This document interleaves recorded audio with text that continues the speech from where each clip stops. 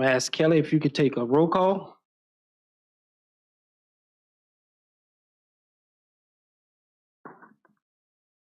Mr. Parker? He is not here. Mr. DeCorda? Mr. Fox? Mr. Williams? Present. Mr. Kendrick? Absent. Mr. Moffitt said he would be absent. Ms. Flatley? Here. Mr. Myers? He might be able to show up. He said he might be a little bit late. Mr. Nicely? And Mr. Palavoda? Present. Thank you. We have a quorum. All right. It has been determined we have a quorum. At this time, I'd like to ask if there are any amendments to the agenda from the Planning Commission members. All right. Okay. Seeing that there are none, we will officially have this agenda as tonight's event, and we will now have our Pledge of Allegiance. I pledge allegiance to the flag of the United States, to the republic for which it stands, one nation, under God, indivisible, with liberty and justice for all. We bow our heads. Heavenly Father, we thank you for allowing us to gather in this place, dear Lord. We ask that you guide our hearts and minds, dear Lord, as we go about the county's business, keeping them pure, keeping them in the way in which you would have us conduct ourselves. These and other blessings we pray. Amen.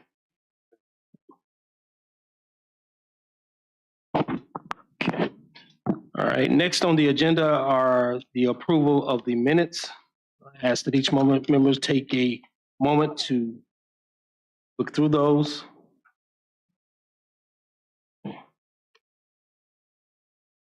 In here. In the package. They are in the package, yes. Pull that back. Got it. Okay.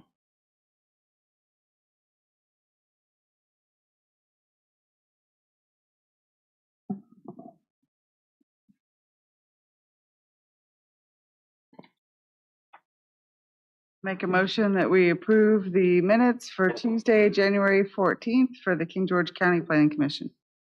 Second that motion.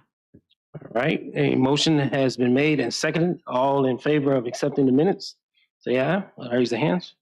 All right. All right. No abstentions.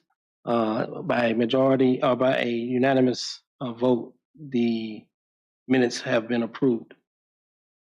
Okay. All right. Next on the agenda is a citizen public comment period. Comments will be limited to a 3-minute per person to afford everyone an opportunity to speak. If comments relate to a specific public hearing item, we ask that you offer those comments at the time of the public hearing.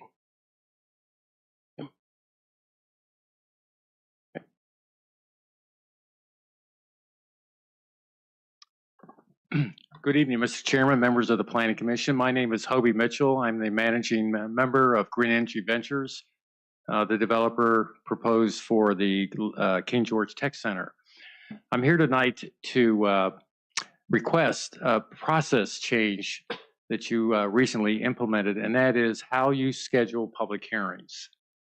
Previously, you had, when staff concurs that an application is ready, they would review it with the chair, vice chair, or combination of both, and then a public hearing would be scheduled.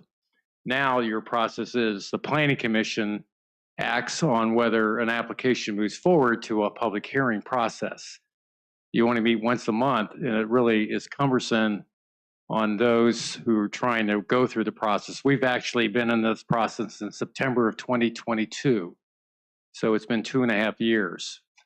So we would respectfully request that you consider getting back to what you did before, and when staff concurs on an application is ready and the chairman has reviewed it and says, yes, I agree, that the staff be allowed to schedule a public hearing without having to wait for another Planning Commission meeting to schedule it then. So thank you for consideration on this, and I hope you concur at it and discuss it tonight. Thanks very much. Thank you, sir.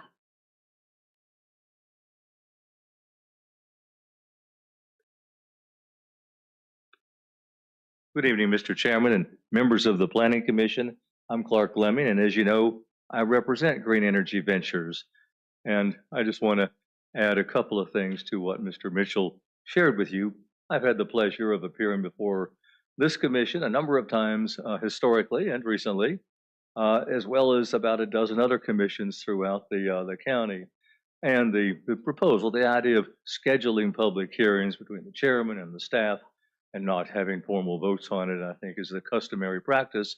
And it does facilitate the process to a great extent. Now, the other thing that helps in all these other jurisdictions is they meet twice a month. And you may not be quite ready for that yet, but you know, King George is growing and there may come a time when that's necessary just to keep up with things. So hope you take these things into consideration, and we're here to work with you and hope that we can move forward with the process and get before you shortly for a public hearing. Thank you. Thank you, Mr. Lemming.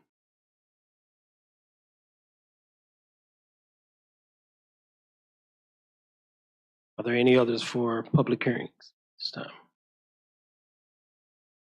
All right. Seeing that there are none, public hearing is now closed. Boards, we are now open for discussion on, we have Jess here if you choose to.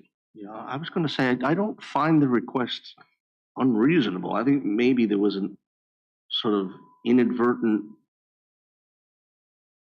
imposition of that time lag that wasn't really intended. It kind of forces 30 plus days every time you want to bring something up for public comment. I wonder, does the staff have a view one way or another on the process currently versus previously? Or are you indifferent to it, or how do you feel? Well, I can tell you what we've done in my past life. It's been between the staff and the chair to determine when applications are ready. However, there are times when there are 3 or 4 things ready at the same time. And that would be when I think we would have to really kind of figure out how many y'all want to have per month. Wouldn't that fall to the chair to kind of choose a logical sequence for it then, yeah? Yeah, I mean, the advertising is another consideration because we do need approximately 3 weeks to advertise for an upcoming. Is there any standard period, like minimum period of advertising? It has to be no more than 28 days before the next meeting. So anywhere between 5 and 28 days, we have to advertise twice, concurrent weeks. Okay, well, that's something they'd have to contend with in any event, right? Yeah, yeah, oh yeah, yeah, that's legal requirement. Yep. I mean, I like the idea of doing the presentations the way that we've been doing them, so you all at least get a heads up. But I feel that there is a way that we could maybe schedule things differently. I mean, if you're not comfortable with something, even if we do have a public hearing for it, you don't have to take action necessarily. But the public hearing does start a legal time clock also, where you do have to take action within, I think, 100 days. So, but it's that's still, I another mean, there's still always that discretion of the chair, essentially, whether to put it on the agenda or not. yeah, that's what I've seen in the past. Okay. But here, I don't My know. only concern is how it was done. trying to be responsive, trying to be timely and all that sort of thing. What do other people feel? I guess my only feedback to that would be I'd like to at least see these, any of these applications at least come to the full planning commission for at least a single presentation. I didn't quite catch that exactly, right? If someone does an application, the county staff decides that it's adequate, they go to the chair, he decides that it's good to go for public comment, and the rest of the planning commission hasn't heard anything about it. I think we at least need, the full planning commission needs one bite at this to voice our concerns. They can then the applicants can take our other concerns into consideration. Once we've had one bite at that, I don't think it needs to come back to us multiple times. We've seen some of these come back 3, 4, 5 times, and that does get a little excessive. But to completely bypass the rest of the council, if that's what was being proposed, I don't think that's appropriate. To leave it solely under the chair's discretion. Yeah, I would agree with that. That it's a committee, not a sole person's decision. So I certainly agree with that aspect. if I may ask, is that scenario in which he just described, is that possible to where it would bypass the committee altogether and then leave it up to the chair? Oh, I would say that no application is that simple, quote unquote. I mean, I would like to at least give a brief, at least a staff presentation on some of these. We do have a couple smaller projects that are, you know, rezoning one piece of land from, say, residential to commercial so someone can open a business. I mean, that's something that we could possibly bypass the applicant having to come to present and take right to public hearing, but I could give a briefing on it, you know, the previous month saying, hey, this one's coming up. Do you want to have a presentation? So at least make it an option. Right. Some of these with special exemptions, Mhm. they're a little different than just a rezoning change. It really True. is a pretty significant change from the ordinance and what is allowed in those different. Right, right. So I just like to see at least one before it goes to a full public hearing and we make a vote. That's just my opinion. I was thinking also, you know, I like the presentation, and we're not expected to have a public hearing or vote on it the same night. It gives us time to digest it. However, if we've had a presentation and we think we're ready for a public hearing, if staff could send us an email saying, hey, we're going to put this on in 2 weeks. If you have any further questions, please ask the staff or the applicant so that you can resolve those, because it's going to come to a public hearing the next. And that just gives us a heads up. And if we have something really blaringly deficient that we want to say, hey, maybe that's not a good idea, it's just an email, it's not a vote. The other question I have is, if we tended to maybe have a backlog where we know we're going to have 3 public hearings in a month, we've scheduled our meetings, but could we add an extra meeting for a public hearing? Would it have to be on the same night? No, I believe you can. You can do, your bylaws allow for special meetings. I'd have to double check just to make sure the procedure, and I can look, well, Because I know that sometimes when we have several projects coming before us in the same night, it does start to drain on our ability to make a good decision and digest it all. By 11 o'clock, we're not at our best, and to on occasion have an extra meeting thrown in might not be too taxing on the planning commission. Are there any other comments from the commission?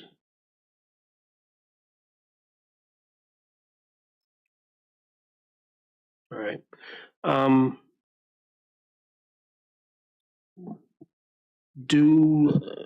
So I guess the question is, do we want to make a decision on that now? Or should we table this for the next meeting?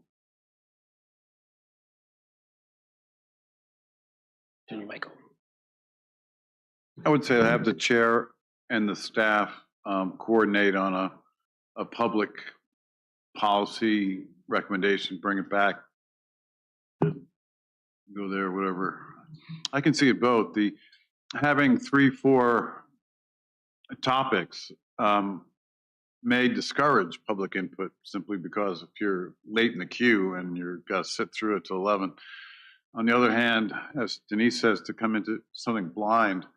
But on the other hand, staff's done a pretty good job of putting a briefing package and a presentation package together. In many of those cases, I mean, that would be sufficient for moving on to a vote.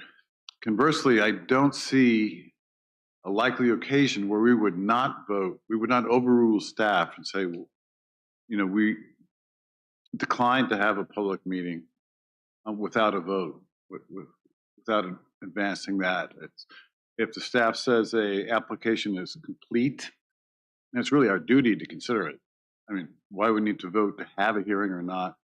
It might be a statutory matter, but for practical process flow, I don't see it as a gate that has to be met by the meeting. Are you saying if we had a certain amount of time, for example, 2 weeks, where we had an opportunity to review it,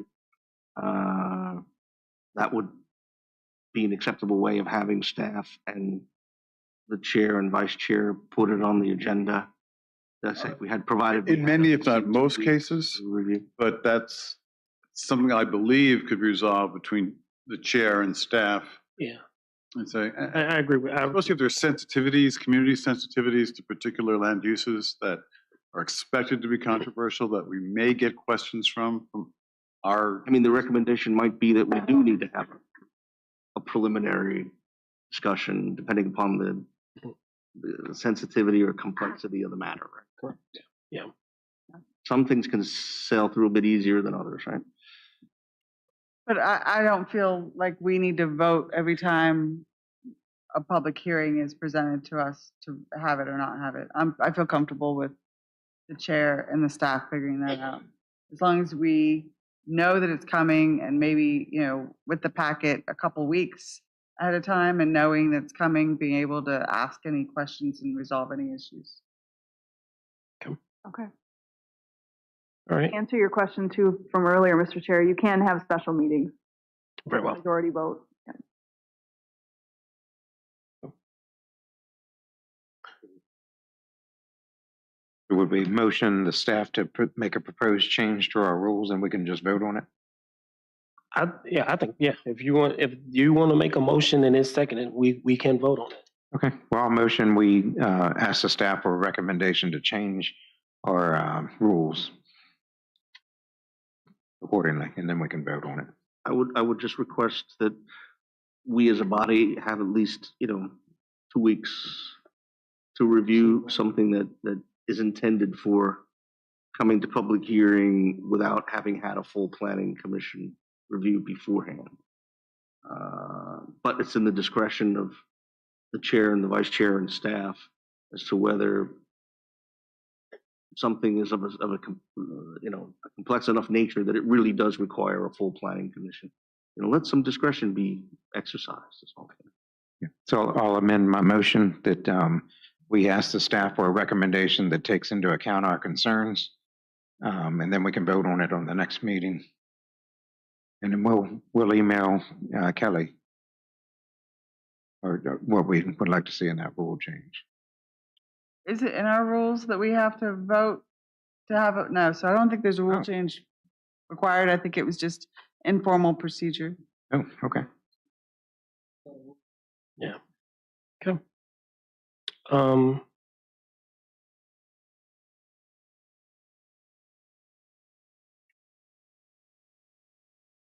right. So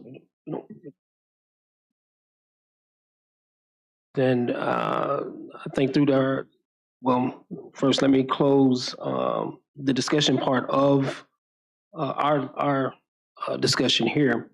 And it seems through our discussion that a rule change has been accepted. And we can go over the details between the staff and I, the meetings that we have at another date. Okay. Okay, next on our agenda is Community Planning Liaisons Officer, Naval Support Facilities, South Potomac, Dahlgren. Mr. Adam Lynch, is he here? Is he not? Is he online? Okay, all right. Okay. Next, we have public hearing, being that the Gibson Solar project has been deferred. Is the resolution PC 02-25 FY 2026 Capital Improvement Plan. All right.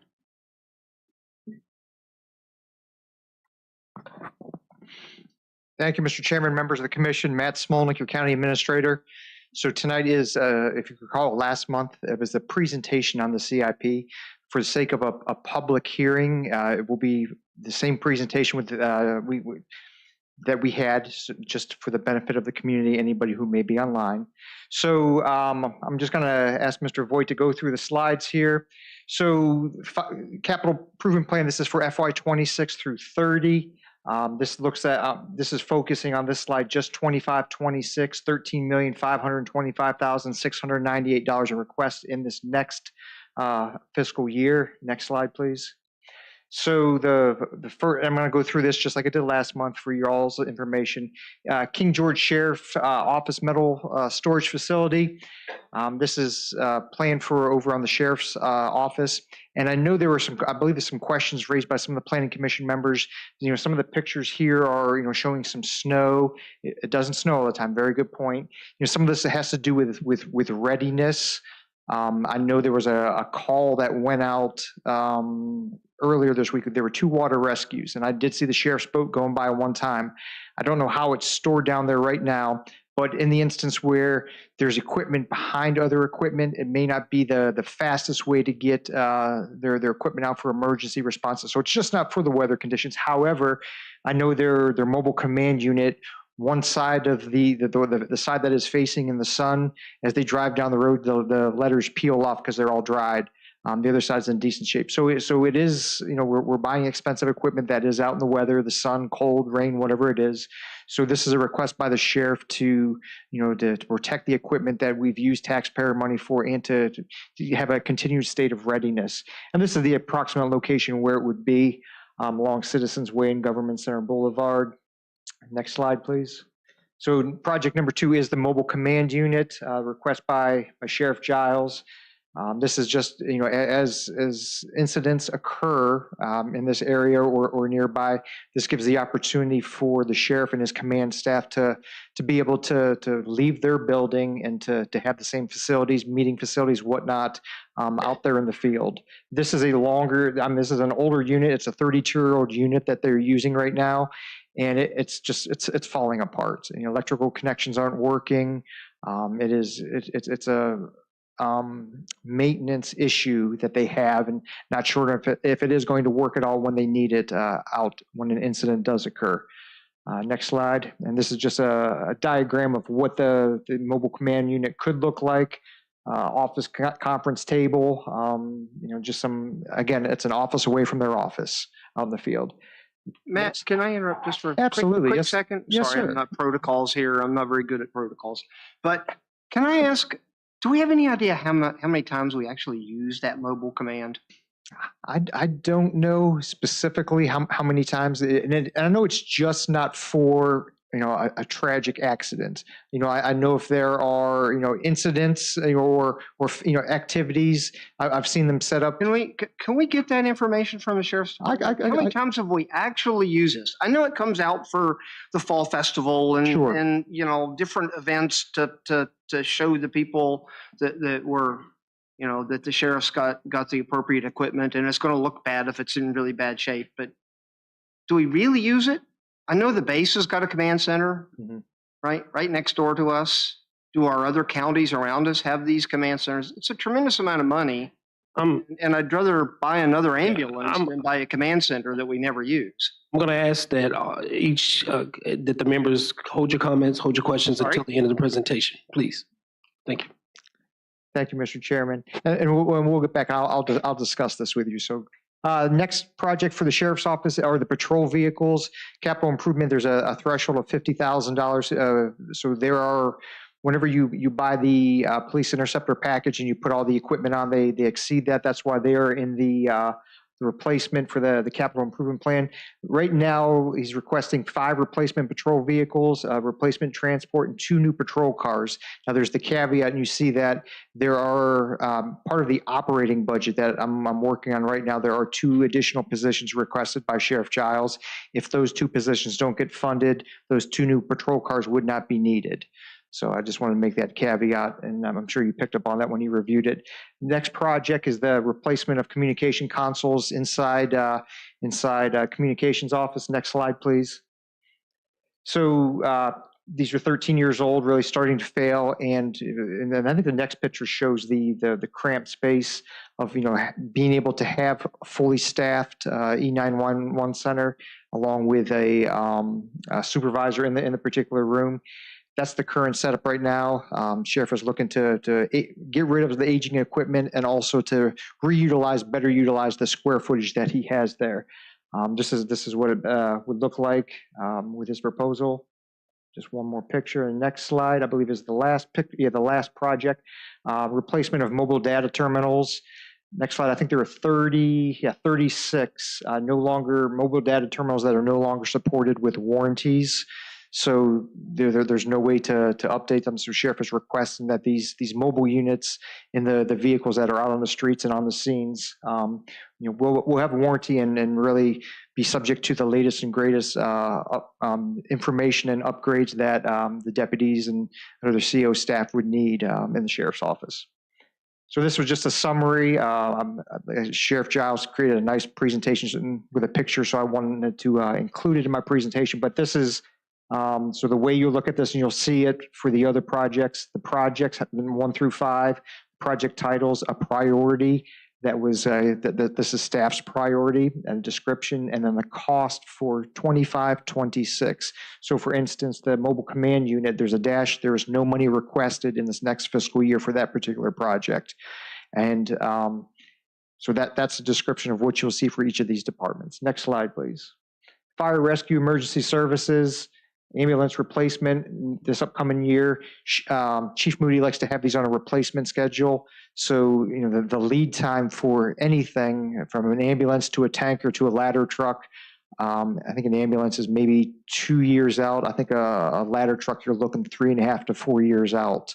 So try to keep these on a normal routine schedule for replacement, so you don't get stuck with 5 of them at one time, or you have multiple ambulances who are just at the end of their life and aren't able to respond to the calls of the citizens. Tanker overhaul, $600,000, and some of the Stryker system and the reserve engine, there is no money requested next fiscal year. Those are in the out years. General properties, the YQ locks, $300,000. If you've been following some of the meetings with the new courthouse that's set to open here in the near future, there were several, the card readers, like I'm wearing around my neck. You go around, not all the door locks have those. So there were some discussions with the Board of Supervisors. Ultimately, it was not approved by the board. So Mr. Muncie put this in his CIP for next year to install these YQ locks. This is what we have in the administration building. Modern fold door, this is at Smoot Library. Whenever that door was installed, it was installed upside down. So all the weight is at the bottom instead of at the top by the contractor. So there are a lot of maintenance issues with that. Time and money spent maintaining this. So the request is to replace that modern fold door at the library. And then roofing, replacing the asphalt shingles at Station 1, just a little under $300,000 for FY 25-26. IT, this is pretty straightforward. This is computer replacement. IT it's a 5-year warranty period on our desktops that we use here, so they don't like to extend it beyond that. So there is a regular replacement cycle that is managed by IT, and also a server replacement, 2 county servers in finance and the EOC, and it prevents the risk of lost data for all the work that we do on a daily basis. So these are 2 requests for FY 25-26 on behalf of IT. Parks and Rec, the Barnesfield Park renovation. So there is a master plan working on Barnesfield Park right now. There's no money for this particular project next fiscal year. Wayside Park requesting $100,000. So we know whenever the bridge opened back up, they took a lot of the park. We're trying to get that back open. We're working with VDOT right now as another amenity for our citizens, and utilizing, really that limited beachfront property or riverfront property that the county has. So there is money requested for Wayside Park expansion. Some irrigation at Sealston Park for $130,000. Sedell Brooks Park, nothing for next year. And then some restrooms at Sedell Brooks. This is the only park without a flush toilet in the county. We want to bring this up to some of the standards. So looking to add that. I know Mr. Clark requested $375,000. Dog Park, I believe this has been on the list. I remember seeing this in some previous years. $90,000 for 25-26. The location to be determined. I know these are very popular in communities now. A lot of people love their 4-legged friends. So there's a request for those funds. Playground at Sealston Sports Complex, $180,000. as parents are there for soccer games or whatnot. I mean, maybe what does your little brother or little sister do? Well, there's not a whole lot right now, so this would help entertain the youth of our community until they get of age that they can actually get out there on the soccer field, maybe like their big brother or big sister.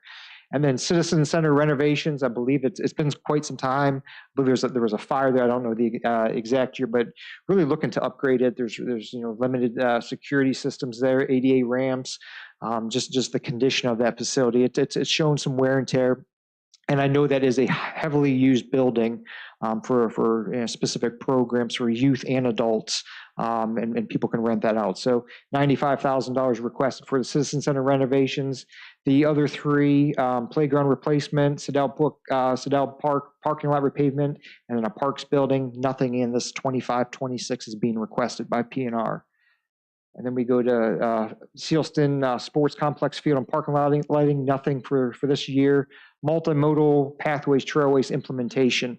So there are some grants out there that require matching funds.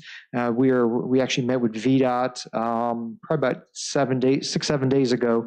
One of the projects that we have is to construct some sidewalks. When you're at the intersection by the middle school in Sheets, to bring those sidewalks on the west side of Dalgan Road and take them into the parking lot area of the middle school. So there were matching funds. So Parks and Rec likes to keep the $250,000 in there. If grants do become available, we can apply for them. And if we are awarded them, that money has already been budgeted. Next slide. A rec center, this is an out year. Tennis center lighting is out year. Sand volleyball also. Citizen Center LED message board. This is a request in the current year to help get messages out. I know fire station has one. The library has one also. That's a heavily traveled road. Try to get messaging out like when we canceled this planning commission meeting on Tuesday due to weather. Some people still call it, is the planning commission meeting still on? There's alert systems that we put out there, but something maybe not as urgent as a snow cancellation, but an event coming up in the coming weeks. It's a good way to get that message out to the citizens, and really to the people who don't live here, to get them here for that tourism event, spend some money, then go back home. So that's why the request for $68,000. And then to demo the old Animal Pound, which is when you go down Sedell Brooks, it's up on the right-hand side on the hill there. It's a dilapidated structure. We need to get rid of that. $65,000 is being requested to demo that old facility. Registrar, talked to Ms. Gump. There are going to be new requirements coming down for new types of voting machines. She wants to stay ahead of the curve.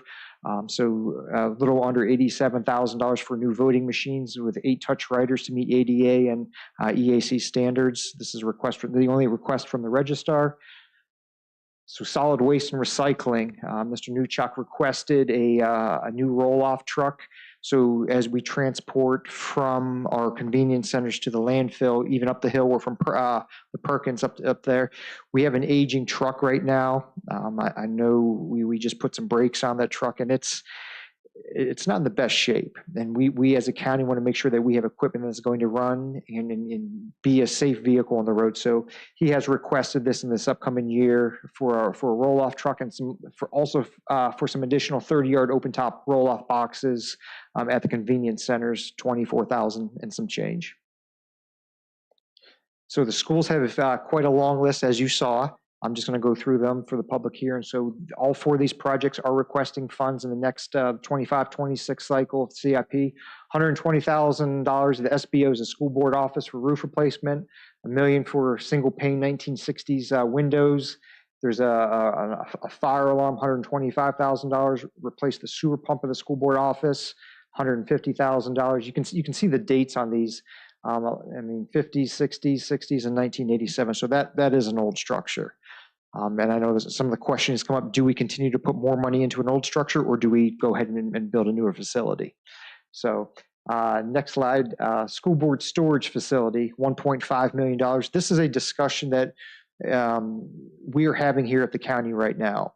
We're running out of storage. Right now there are county files stored in some of the old school buildings that are not in use right now. Not the best condition. It's not ideal conditions for paper documents. I know the school is running into this. So, my thought is to although there's money requested for the school, I would like to see a combined facility between the school and the county. You know, I'm pulling numbers right now of what we pay for rental units right now for different departments. And again, school board, the old middle school, that's the IFB is out right now to demo that old structure. Well, there's a lot of county records in that building. So where are we going to put them? So this is something I want to think maybe more of a holistic approach, county and schools together. But this particular request here is just for the schools. King George Middle School catwalk. This is to access the HVAC units in the gym. There's the lifts that they have are not tall enough to reach those. So this was identified as an urgent need by the school, 87-160.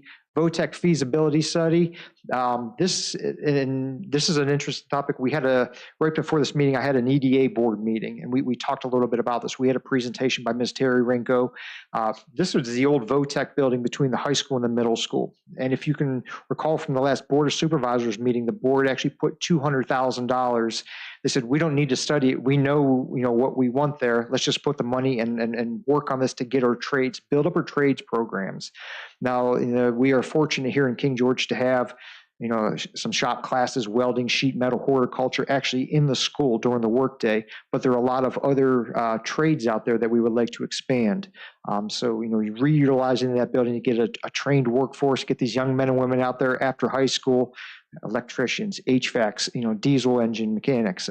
That's what we're looking for. That's where the workforce is going. So, the feasibility study, I think we can bypass the feasibility study because we know it's needed. But still, it is in the school's request. And then Potomac Elementary parking lots, $100,000 for some of that, the restriping and some of the asphalt work up there at one of our elementary schools. Next slide. So there's several items on this list. I'm just going to touch on the three that are requesting funds. A school bus refresh, much like the ambulances. There's a certain cycle that the schools have to replace the school buses. So $650,000 is requested next year. Flooring replacement, carpet tiling at the King George schools, $145,000. King George Middle School overlay roof, flat roofs. I've never seen a flat roof that doesn't leak over eventually. So this is a maintenance issue, $700,000 to prevent leaking and to add some insulation to that particular school. Those are three projects. Then necessary for the schools, weapons detection system at both the high school and middle school, $575,000 at the high school, $250,000 request at the middle school. Nothing on, there's the resurface roof, playground, cabinetry, gym floor, and some bathroom and laundry room. Nothing is being requested in this fiscal year, so nothing to worry about for 25, 26 later on. And then also, as indicated by the schools, the three other projects here on the screen are future, some door access at some of the schools. And then desirable, some King George Stadium cameras as an out year. So nothing to really focus on for this next fiscal year. And in summary, this is my first slide, but $13,525,698 was the total request. Obviously, we don't have that much money, so there will have to be some cuts, which is why I asked you, and I'm very grateful to the planning commissioners for sending back your scores. So what we did, and Mr. Voigt, if you can bring up my next document, that'd be great. So you all ranked it based on the urgent up to future, 1 through 10, with a 1 and a 2 being the most urgent, and the 9 and 10 being not urgent at all. So what we did is simple math. We just took all the scores that we received from you all and found the average. We rounded down or rounded up, so we didn't have any decimal places. So Mr. Voigt, if you could bring up that spreadsheet, and there's some of the lines were highlighted in yellow. Here we go. So this is the just the Excel spreadsheet that summarized everything we just went through. You'll see on the left agency, the project title, staff priority. This is what they recommended as they were turning in the CIP request. That PC priority, that's the column I want you all to focus on. These are the averages of what you all independently voted on. So what I've done is I just went through and highlighted I think there's 5 or 6 that are, seem to score very well with this planning commission. School board, the fire alarm at the school board for 125, the King George Middle School catwalk of 87-160, If you go to the next, there was ambulance replacement for Chief Moody at $400,000. Fleet purchase for the sheriff. These are the replacement vehicles.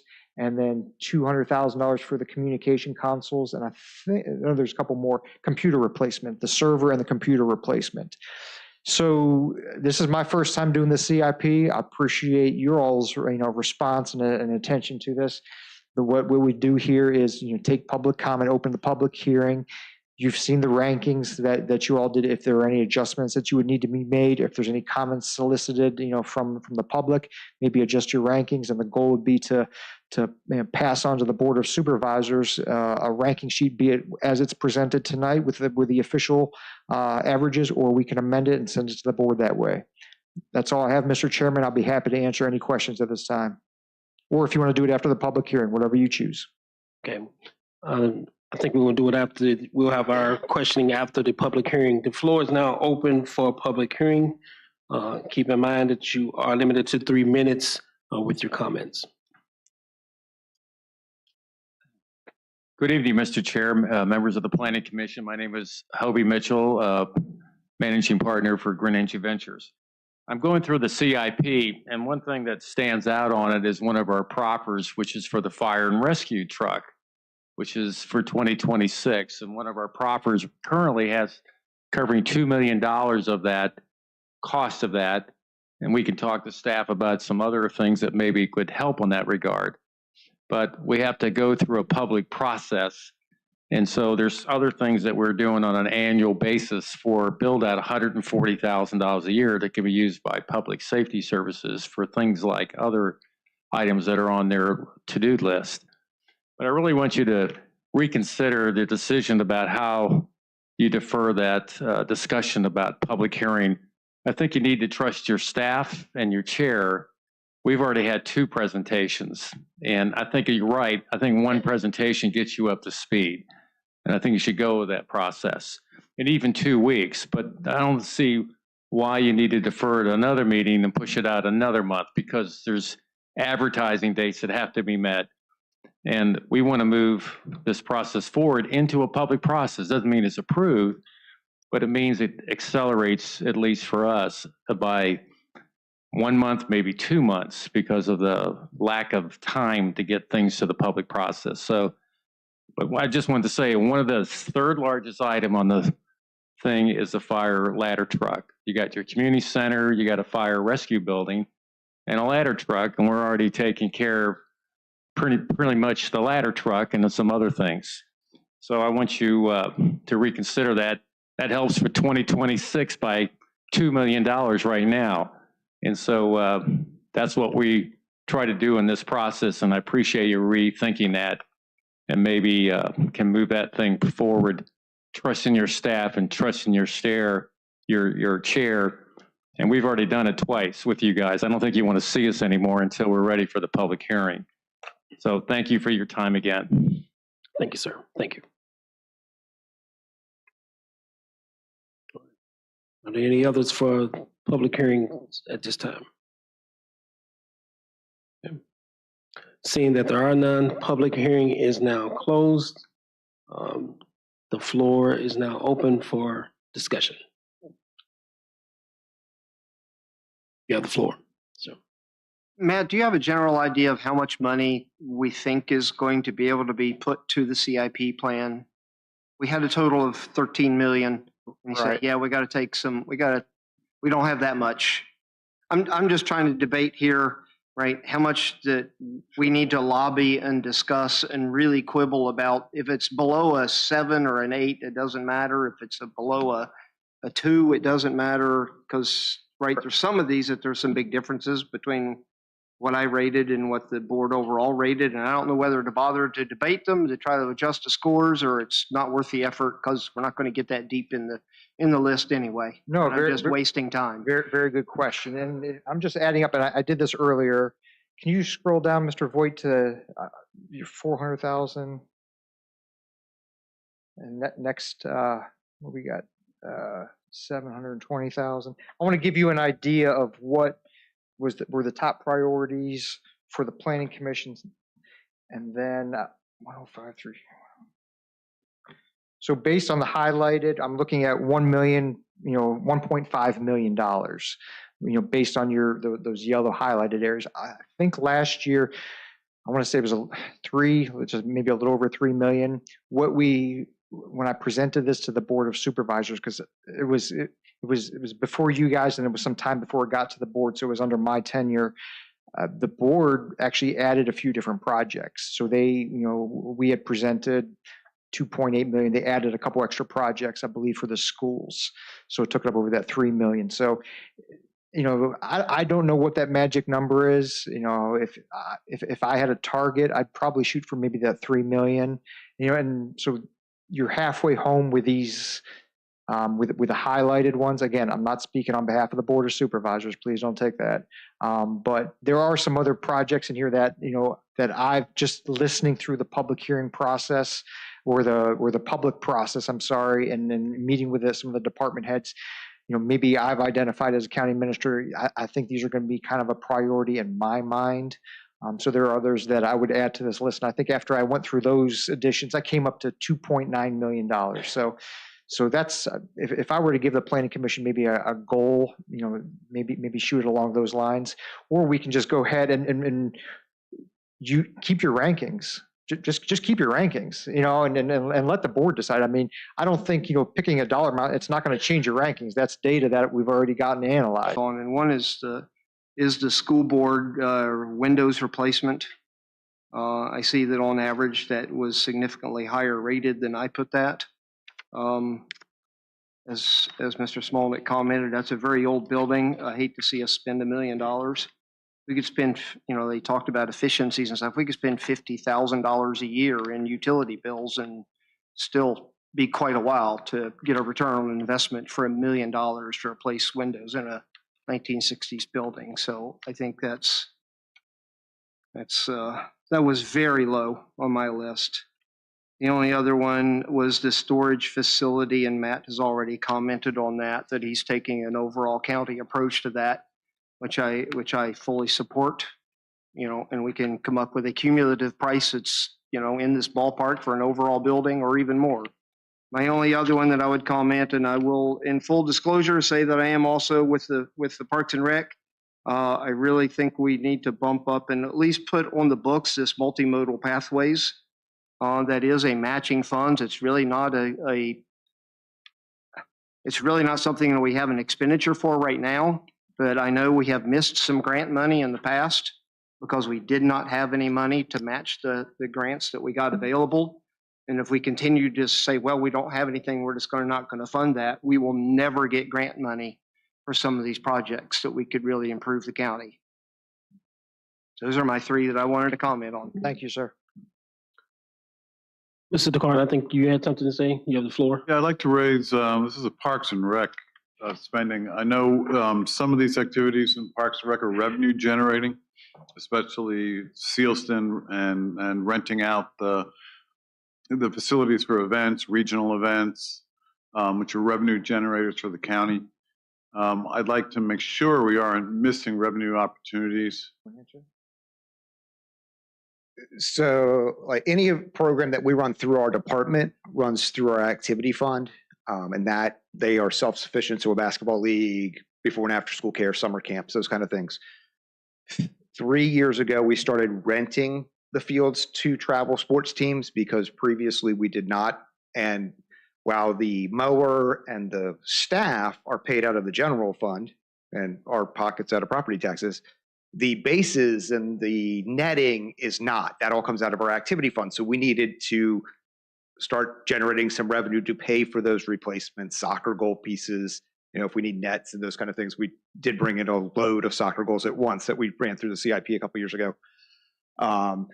When we run special events, if we have a group come in and want to, hold a special event, or if we hold one ourselves, like the fireworks celebration in July, we are getting sponsors to offset those costs of the band and the stage and those kind of things.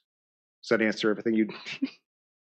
Well, yes. I was just wondering if any of these unfunded requirements would enhance your ability to generate more revenue from rentals to regional sports events and make the county more attractive to people coming in. Yes. Yes, so that's where irrigation is the one. Sealston, at Sealston, we have irrigation on the baseball fields that are fescue. We didn't, for some reason, when we built the park, we did not put irrigation on the Bermuda soccer fields. So we have been playing catch up over the last 3 years. They are in much better shape because we now have a planned herbicide and seeding protocol, but we don't have water. And Bermuda really likes to be wet in the hottest months of the year. So like last summer, we couldn't put fertilizer down because we were afraid we were going to burn up the fields. So that is one. Citadel Brooks is the same thing. Both that baseball field and the soccer fields are Bermuda. And so we're chasing our tails trying to kill the cool season grasses or the weeds that are growing there. And then sports field lighting, which we're not asking for in the next year, maybe not in the next 2 years. I can't exactly recall which one I put. Those would allow us to expand rental hours in the fall, especially when it comes to baseball. We just run out of fields. We have our 2 fields with lights. We now have the 2 fields at the middle school with lights, and we have 1 field at Barnesfield that Little League uses pretty much exclusively. So that could expand us, but it's not going to cover very quickly the amount that the expense is. Second, Mr. Nicely's mark on multimodal pathways, and I urge staff and Matt to seek grant funding opportunities in the public safety sector. I know DOD has funds. I know DOD has some funds for quality of life, but we ought to work closely with our Dahlgren rep to maximize those or be ready for them when those become available. For next year, I'd be interested in hearing from economic development and tourism on how capital spending can be optimized to support their departmental and mission objectives for increasing revenue for county. Mr. Vaughn, you have the floor. Do you have any questions? Yeah, you have the floor if you have any questions. Okay. Mr. Fox, you have the floor. Denise? I just had a couple of thoughts. You know, some of the things that we did list as important or were listed as important could be scaled back. In my opinion, replacing all of the sheriff's vehicles at one time might not be the best avenue if we did it in rotation like the ambulances. We could say that it's important, but maybe not fund it fully. Just break it down, you know, to a certain amount each year for, you know, that way we're on a rotation. And the same with the requested building for the sheriff's department. I had some thoughts about whether or not it needed to be as big as it is, whether it needed to be temperature controlled. And it led me down a path of thought that when we build the new fire station in Dahlgren, what is that old fire station going to be used for? Would it be nice to have some emergency readiness at that end of the county? Could we store some emergency vehicles there rather than having it all consolidated in one place? So that would lower maybe the amount that we put towards a building in that location. And the other thing about storage, I know I brought it up last meeting about the old courthouse. Seems like that might be a possible solution for storage, but is there any attempt to digitize any of our records so that we're not paying for mass amounts of storage? Same question I had. So yes, we are digitizing. So Library of Virginia, as you're probably aware, there's a holding period for certain types of records. Some of them in planning and zoning are perpetuity. You got to keep them. I know human resources, some of them are 50 years. So there are some that you have to hold on, even a 2-year permit that you have to hold on to. I think a building permit's 2 or 3 years. You still have to hold on to it and store it somewhere. We've gone through, I think we've recently digitized everything in community development. I believe they got finished in the last, we're almost there. Kelly says we're almost there. So yes, ma'am, we are getting there. So yes, it's a work in progress. You know, other things, you need hard copies. You need to have those on hand, readily available under state law. So we must have them, a physical hard copy, a So- digitized copy is So not like sufficient. meeting minutes is a good Interesting. example. We've had this discussion. Meeting minutes, there are meeting minute books that are required for board of supervisors to be in the county administrator's office. You have to have those. Physical copies, Physical not just copies, electronic. yes, sir. Yes, Thank sir. you. All right, and then to my fellow planning commission members, I would just say that I agree that the pathway system should be moved up to something above a 9, maybe a 2 or a 3. That portion where they want to make safe pathways, our students use that area, citizens use that area. I would say that is a high priority list for people who don't have transportation readily available to them. And then I'm just going to say my experience in sports management says that the turf replacement at the high school could be considered a liability. The pictures that I saw with the tears in the turf, if an athlete trips over that, it can cause an injury. And we certainly don't want our children getting hurt and having that be something that we could have prevented. Yeah, but even the school board could. I saw the pictures of it, and unless they're doing some really good repairs between now and then, I would say it's a liability. And if I could speak on that, talking with Dr. Boyd, I believe we were the first high school in the Bay Rivers district with a turf field. Right. Everybody has followed suit. I think almost everybody after that, but this turf field is at the end of its life. So it does need to be replaced. And when you walk on it, it could be a liability, absolutely, for those athletes. So I just wanted to echo that. I know it's at the end of its life. I know we were the first ones to have it, and sure, it is a nice thing to have. So, and really, the utmost, the key is the safety of our student athletes. So. I'm going to say also Parks and Rec uses that a lot as well. It is a well-used facility in our county. They use graduation. They do events with the community there. It's not just for high school football, soccer, field hockey. Yeah, I guess I would say. I only rated that relatively low because the school board itself put it out 3 years. If that turf really is in worse shape, I would be certainly amenable to making that a higher rating because, as you said, that is not something we want to get into the liabilities of having athletes getting injured out there with bad turf. So if the school board wants to come back with a more immediate replacement need, I certainly would support that. My rating was based on their own, their own positioning of where they put it in the schedule, and it was a kind of a future thing to keep on watch. If that's not the case, we can rescore. In the past, wasn't the turf field used to have an economic impact as far as making money for the county? Was that the case at one point? So I remember when the field went in, and I spent a lot of time coaching soccer there. There was a football team that one time rented it, and I think that there was some damage done, and they stopped doing that. I don't know what the current use is for anybody who's renting it as a facility, but I do know that Parks and Rec and all the high school sports and, like I said, graduation, a lot of other events happen there. It gets a lot of use year round. I would say, I would bump it up to maybe a 4 or 5, depending on what everybody else thinks. And then I would probably change the pathways to a 4.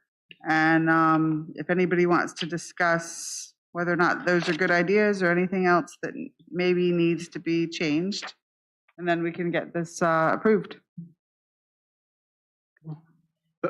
And upgrading the pathways, up.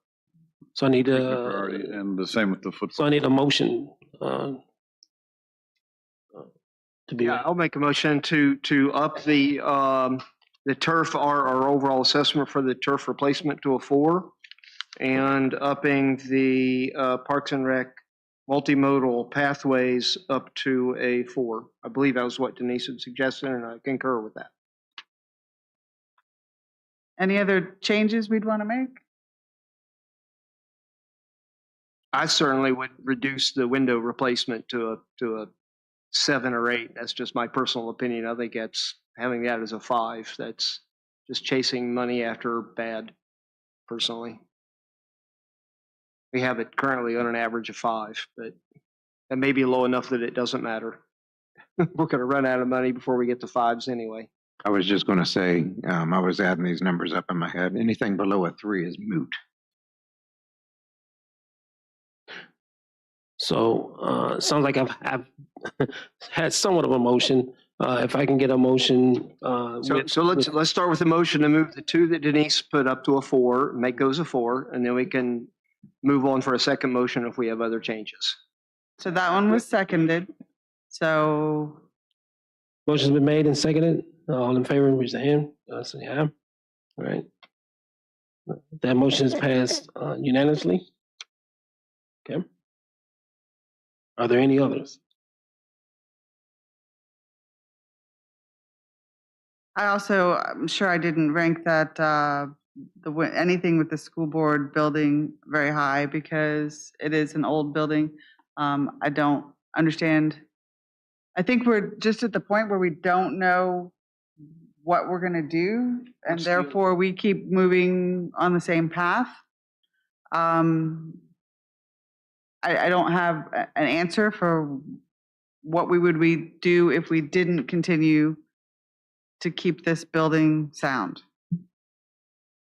Yeah, I agree.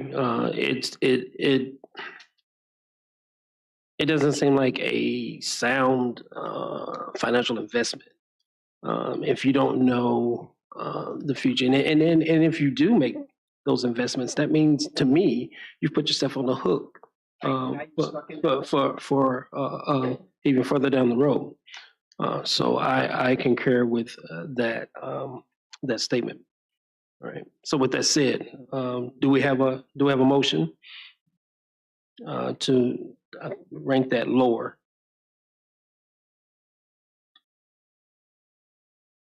Well, you raised a good point about its future. Has the property committee articulated a vision for the use of that building in the future other than its current? I'm not aware of any forward movement with the assessment of that building or anything, sir. No. The second issue that's been bothering me for a while, do we have an inventory, Matt, of buildings over 100 years old? Or do we have a list of historical interest buildings? Because that one's coming up on that 100-year mark. And I hate to see it. If we're going to dispose of it, we should dispose of it soon before it deteriorates any further. And maybe there is a market for it.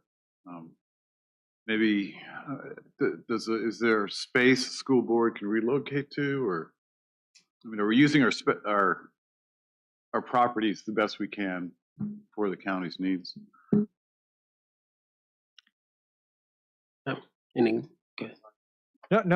I kind of feel like maybe we just leave the ranking as an average and express our concern that we don't see the vision for why we're putting money into this building if we don't know what its future lifespan is going to be, and leave the big decision to others.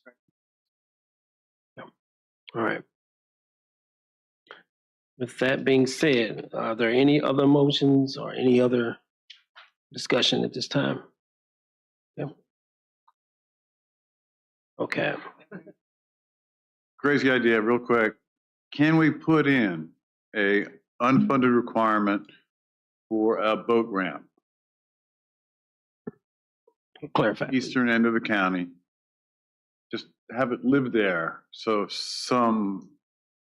if Elon Musk wants to come and build data centers, we say, here it's on our list. We want a recreational municipal boat ramp for river access for our community. Parks and Rec does have the Wilmot Landing improvement. If that's on the very eastern part of the county. Right. That's Right. the Rappahannock. That's the Rappahannock, not the. Yeah, well, wherever is least served, I'd say, but that side, there's a commercial boat ramp. I think the Rappahannock, there's got Fairview and then nothing Correct. to Matthias and then down to Fortunately, about the only other place that we really have good contact there is at the wayside, at the wayside. on the Potomac. Oh, Much everything else on the Potomac further down is no longer in King George County. well, maybe the base, we can, John, you would know better than me. get the base to give a piece of it, yeah. Just to have it live there, as an unfunded Commercial. 11, I'll happily add number 23. I can't say though, when I came in 6 years ago, we were at the height of trying to figure out what the mitigation was going to be for the new Harry Nice Bridge. The county and VDOT looked at, I think, 25 different properties throughout the county. Everything from trying to get part of Mount Bethel to the Fairview Beach trailer park, everything. And they came up with what they came up with. There was another property that they did do some negotiations on that the owner was not interested in selling. That was just off the Machota Creek, which would have been beautiful. But then they also said we needed to be on the Potomac because the land we had was on the Potomac. It's just really hard. I mean, there's lots that I thought were great when I didn't know anything about the county. I'd been here about 6 months and I'm driving up in Passapatanzi going, oh, I'm like 200 feet above the water right now. That doesn't work for a boat ramp. So it really is a challenge. We could put it there. We've had one rezoning applicant come in and they've proffered land on the Rappahannock, except for the fact I think it's about 45 feet in the air. So how do we get down from there to the water is a question. We do struggle with that and having sea level land. Forward to seeing that on the CIP list next year. Okay. All right. Okay. Is there anything else? Sorry. No. Okay. If not, that public hearing is now closing as well as discussion. Next on our agenda is old business. See, there's none. So, well, perhaps. Mr. Chairman, could I get a motion so there was an amendment to change the two of them. Can we get a motion to approve the CIP as presented with the two changes previously approved by the Planning Commission as a recommendation to the Board of Supervisors for the FY 26-30 CIP? I move to recommend approval of the fiscal year 26 CIP as amended by the Planning Commission. Second? Motion's been made and seconded. All in favor, raise your hands. Show your hands. Motion passes unanimously. Now we can close and move on. Okay. All right, as I said, next was old business, and I see none in old business. Next, new business, which is a presentation from the applicant of Z-2024-00224 and Z-2024-0025 Dahlgren Innovation Hub rezoning, special exception, comprehensive plan amendment, and text amendment applications.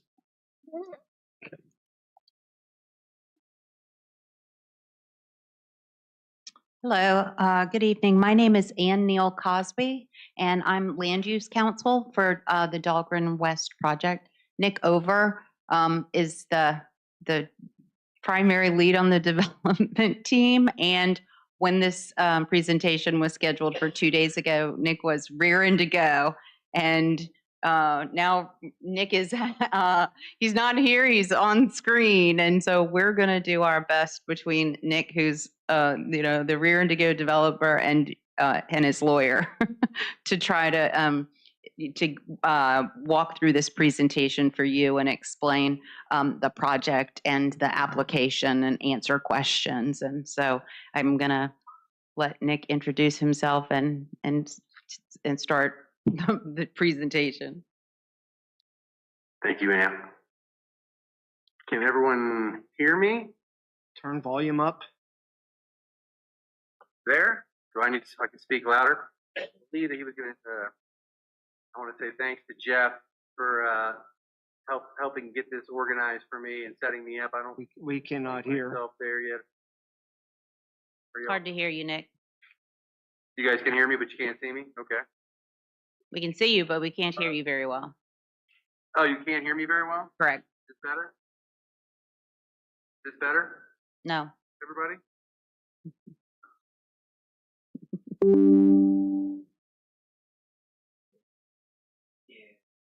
Is this better? Yeah, that's better. Yes. Thank you, everybody. And I do apologize for not being there in person.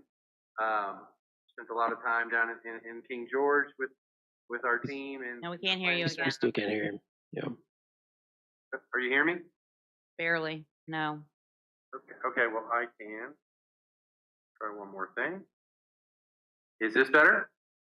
That is better. Okay. Back to- Done this a few times online, so hopefully I appreciate it. Worst case, I can dial in. But I appreciate everyone's time. I'm sorry, we had my wife's family had a scheduled vacation, and when I asked her if I could Nick, come a day late, that it did keeps not go going over out well. again. So, what's that? We still can't hear. It keeps fading. Is, Uh-huh. is there any way we can silence the air for his presentation? Can we do that? No? Okay. What if he called in? Could he call in and we'd lose the video? Okay. So it'll just take a minute.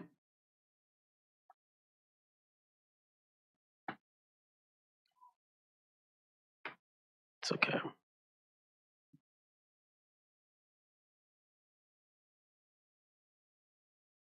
We need to take a quick recess, perhaps.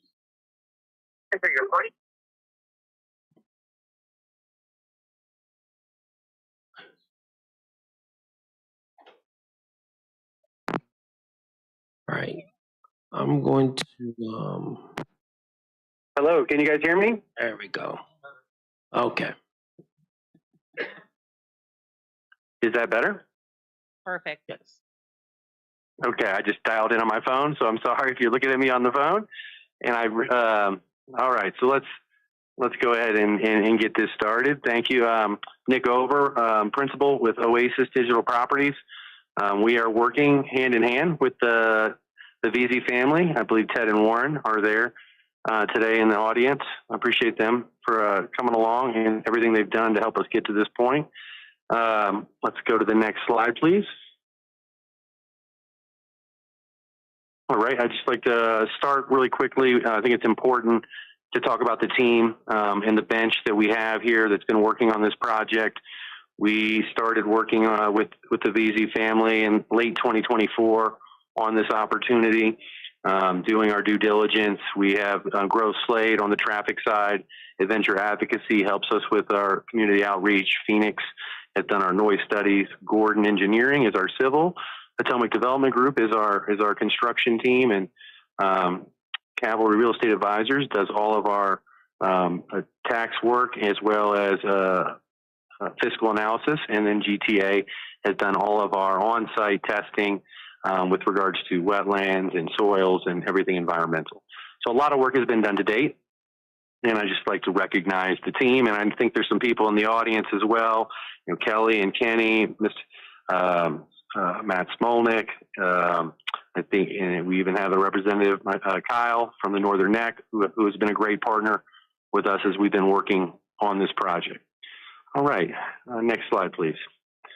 So for those maybe in the audience or sitting on the panel that aren't familiar with the location, this is approximately a 485-acre site in King George on 301 on the north side there. We are strategically located, on 301. Additionally, you know, some things that we have worked with the community on, which you'll see on a later slide, are these bullet points, making sure that we're not impacting surrounding neighborhoods. We are going to commit to a minimum of 40% open space that will remain as native trees and meadows, as well as enhanced setbacks. The project will consist of a data center campus, We really love the geography of this site and that we have the ability to, in essence, kind of hide the project in the woods, for lack of a better term. Many people know this site by the water tower. So when you're driving along 301, of course, you'll see the water tower there, and we'll talk about that later as well. And we think this project, you guys gave me a great segue there, Matt, with regards to everything that's going on in the county with what this project can do fiscally to help alleviate some of those pressures. All right, next slide, please. So a little bit of project background. So, I think it's important, our team collectively thinks it's important to really build a foundation of trust with the community and with planning staff and with yourself especially before we start up any project. So we always start a project with a community kickoff. We don't file our application first. We like to listen to the community first. And that's what we did here. And I think that was well received by the positive feedback that we received from the community. That was in April of 2024. We did our initial community town hall. Then in May of 24, we filed our first application. And then October of 2024, after we had received some comments from staff and made some adjustments to the plan, we hosted another community town hall. At all of those events, we received some great ideas, and I think that we've tried to address them within our application. And then that brings us to tonight here on which is supposed to be Tuesday, but now Thursday, the Planning Commission hearing we're presenting. So that's a little bit of the background, a little bit about the team, and then this is a couple shots from. Thank you for changing the slide from our community engagement. You can see a couple pictures there. We like to host them in a town hall kind of forum where people can come, and and some of you attended, thank you, where we set up different stations with all of our different subject matter experts who then, people can talk to on a one-on-one basis. And I had the pleasure of talking with many, many members of the community during these events and also outside of these events in follow-up situations. I think it's also important to note that some of the things from the community engagement that we learned that we added to the plan were this community trail that we'll show on our plan that kind of runs along the back of the project. We kind of reduced the number of buildings and had more open space, and then additionally we increased our setbacks off Route 301 to 250 feet, well in excess of what is required by code. Additionally, we've opened a small regional office down the street there, and which has been great to host planning staff and have productive meetings about the project. And of course, you can visit dahlgrenwest.com, which is our website where we take community input, which has been very helpful. Additionally, we were going to commit to you and the community that we will post everything that we file with the county into public record onto our website so that the community can easily find it and ask any questions that they may have regarding that application. Right? Next slide. With that, I will hand it over to Ann to take you through the application details. Thank you, everyone. Thank you, Nick. Excuse me.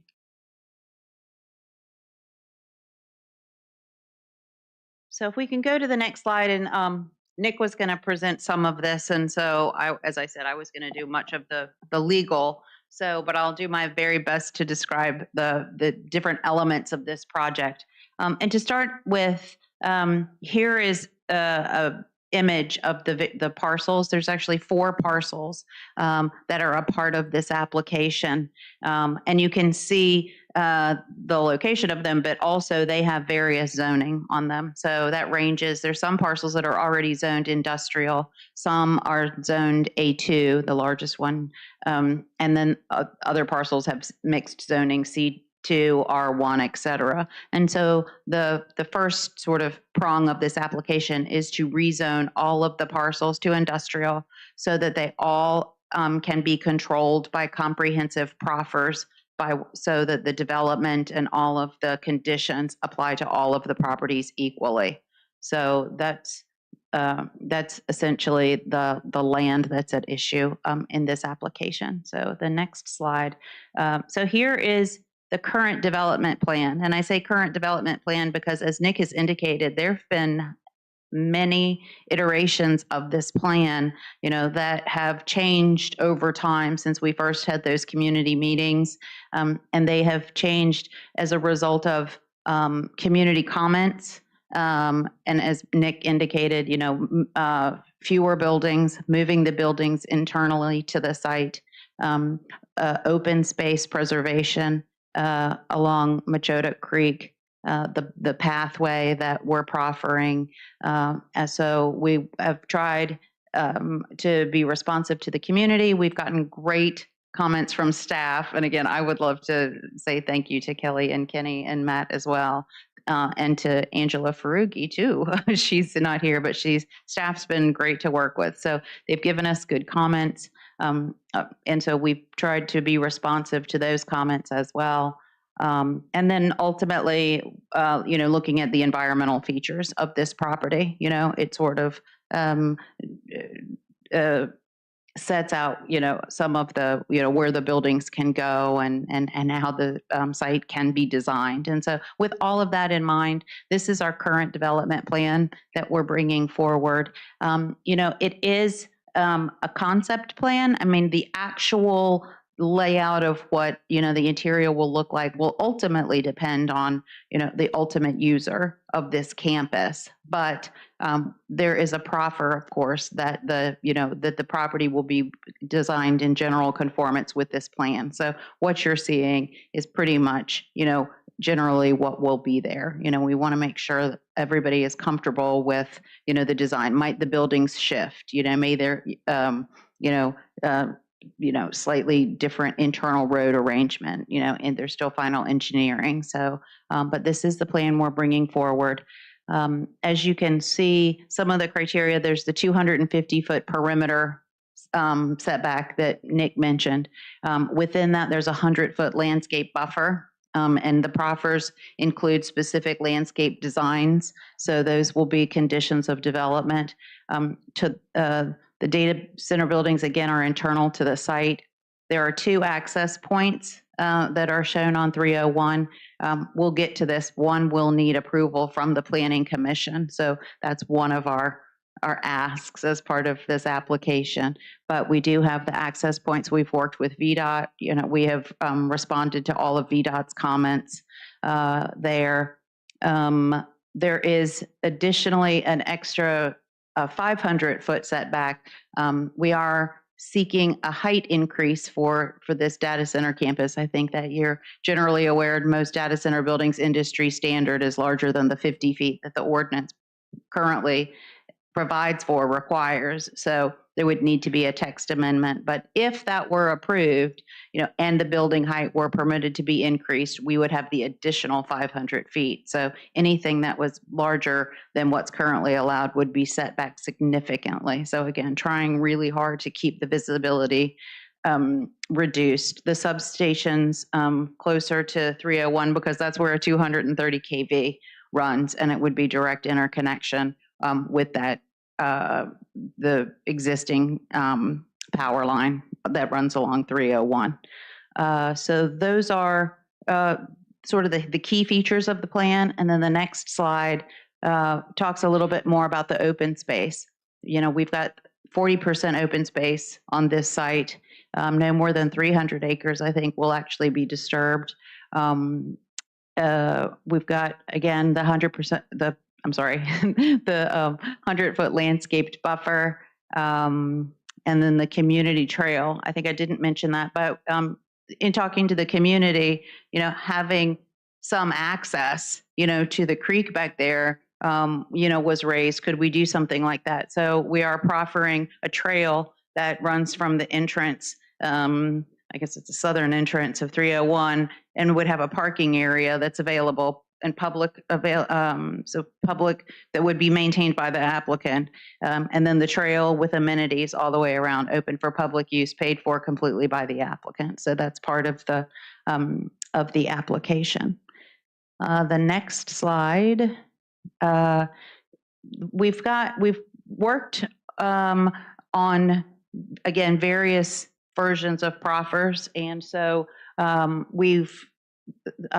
won't go through them all here. We'll, because you don't have the application in front of you, but some of the key features are, while the property is being, it would be requested for rezoning to industrial, most of the industrial uses would be proffered out so that you could be assured that data centers and accessory uses for data centers, and the electric facilities and the appurtenant items that you need to build data centers are the only thing that would be allowed on this property.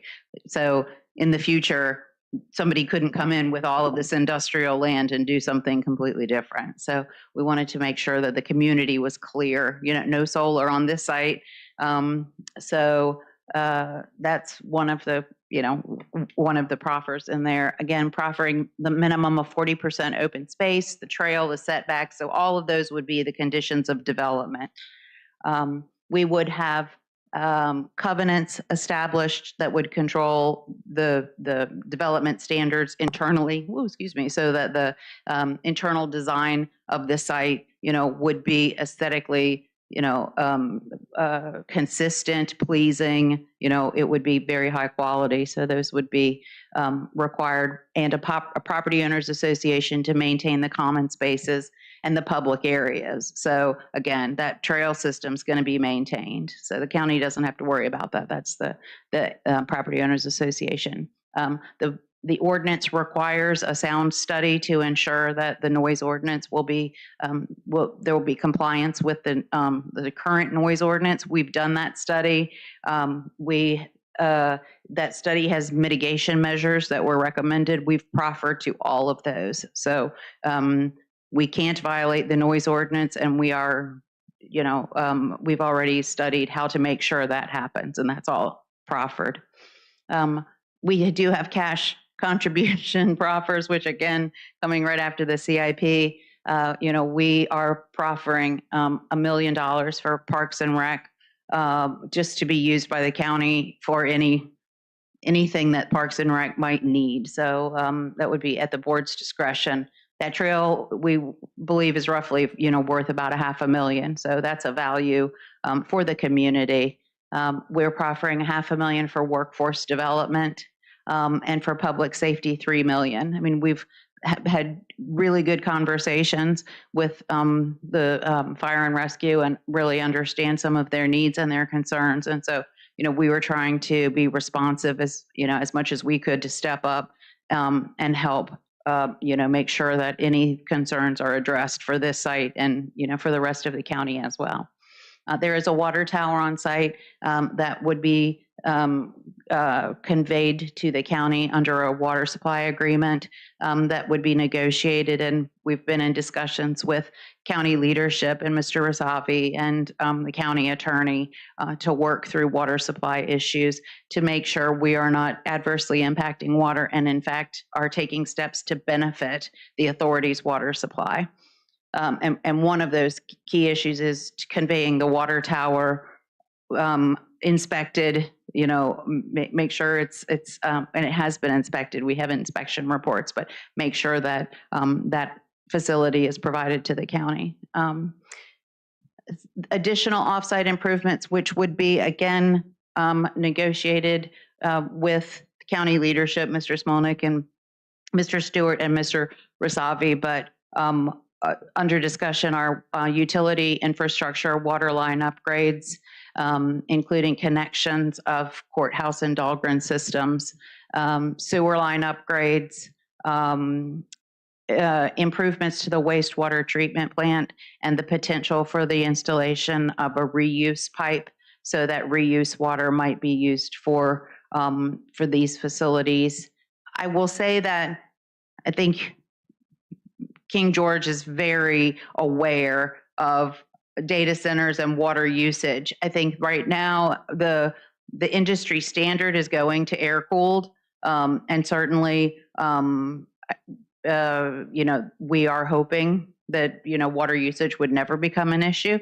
But there's the ultimate user, will have their own needs for water, and sometimes during hot months, there is some need for water. So we want to be able to have some flexibility in how we are able to provide water. And we don't know whether it will be minimal or, something more than that. But whatever that amount is, we want to make sure, number one, it doesn't adversely impact the current system. And number two, that we are providing improvements at no cost to the county that would ensure any water that the county provides, whether that's potable water or reuse water, is, that we are paying for that, the improvements and paying rates. Yes, sir. What is the default assumption in the business model? Is it air cooled or something else? I think it's air. It's always air cooled, but we want this to be the most successful data center, and so we want to be able to have mechanisms in place already negotiated with the county that if we do need water, this is where it would come from, and this is how we would make sure we've got the improvements, the facilities, the rates in place, and so that would all be negotiated, and it is currently in discussions again with county leadership, Mr. Smolnik, Mr. Rasavi, and the county attorney. So nothing will happen, but as far as the county's provision of any kind of water for this site that isn't vetted and subject to terms that have been negotiated by leadership and approved by the board. Would the county be under any obligation to you to provide additional water above and beyond what air cooling requires? Well, that's under all of the terms right now, I will tell you, are under discussion. And so if that were to happen, how would that happen? And what the terms of that provision of water would look like are all sort of under discussion right now. Okay. I'm gonna ask. And I could speak to that as well, if you guys can hear me there. Sorry. Sure. Yeah, and we in this is something we want to be clear on. We're not looking to do fully evaporative, high use water data centers at this project. We are looking, if we do any sort of water cooling, that's where we're talking about a gray water line that would use reclaimed water, so it would not be putting an additional strain on the system. And that's really the point that we're looking at. Is additionally, we're looking at projects where we're installing peak shave tanks, which are tanks of large tanks of water on the site that are filled up during non-peak hours, and are then just held on site to be used during these, like Ann said, these few days in July and June, or August when required. So that's our focus, and we're not obviously looking to put a strain in any way on the system. We're actually looking to help improve the system through our proffered offsite improvements with the addition of the water tower, which will greatly enhance pressure on the line and help create a better system for the county. That's Thanks. helpful. Thank you. I'm gonna ask the board to sustain or hold off on your questioning until after the presentation, in which I will yield the floor to you. All right. Thank you. Proceed, please. Thank you. I would add to what Nick said, all of the options. I would say, we're trying to think through all of the options of, what might work. So again, the reuse water line that we would construct with the upgrades to the wastewater treatment plant. If there was a need for initial potable water from the authority, what might that capacity look like and how could that be addressed? Also, there are potential wells on site that, and this is related to one of the zoning requests of the application, which would be to allow by special exception, if there were a text amendment to the ordinance, but that those wells could be used for, right now they can be used for domestic usage, but they couldn't be used for operations.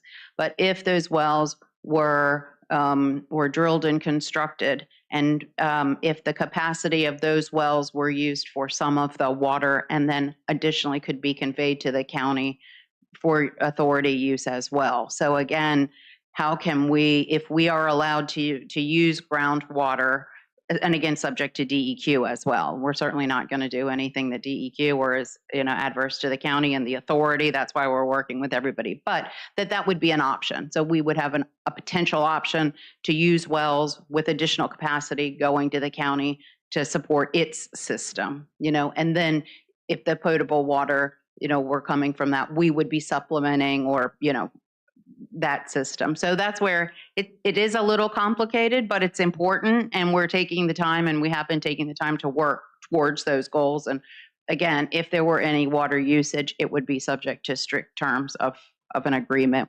approved by the board. But we are working through those to the extent water is used at all. Getting back the road improvements, we have would be implemented per VDOT standards. And we'll have an emergency action plan with county fire and EMS. And again, we've been working closely already, having discussions with those departments to address any issues that they might have. The next slide. The next couple of slides are the land use slides that I had prepared, but I'm going to go off script, and I had, in discussions with staff, I think there's an easier way to sort of walk through some of the application, and that's really what you need to know because you're the planning commission. And so the application is, because it's a little bit complicated, but I think it's because we're asking for some changes to allow more discretionary oversight by the county. So there are essentially, the first ask as part of this application is the rezoning, which I've talked about. If there's a rezoning, then there are 4 special exception permit requests. 2 of them exist right now in the ordinance, and 2 of them would only be allowed if the 2 text amendments that we're also asking for were passed. So that gives the board the oversight, you and the board looking at the text amendments, and I'll talk about these, and then allowing special exceptions. So the rezoning is the first ask. Actually, the second is a comprehensive plan amendment for parcel 1724. That was the big one. If you go back, that's the one that's zoned A2. That one is currently in the Potomac River settlement area. It's not part of the Claydale comp plan area. It really should be. They've been sort of taken together for purposes of, looking at what should be developed here. But technically that big parcel is not part of Claydale, and Claydale is where the comprehensive plan says along 301, this is where we want industry, this is where we want commercial.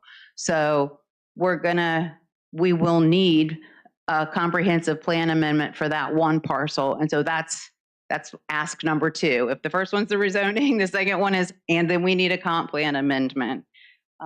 Then we have, I'm going to completely ignore these slides. Sometimes slides are just too much. So the special exception permits, the first one's easy because we need a special exception in the industrial district to even do data centers because the ordinance was changed, as you know, back January of 2024. So even if we got our zoning, we'd still need a special exception for the data centers, the substations, and all of that. So we have to ask for that. There's another exception that we're requesting that actually staff had pointed out that that's in the ordinance right now. Some of our fences and shielding of some of these buildings, I think the ordinance says they can't be higher than 10 feet.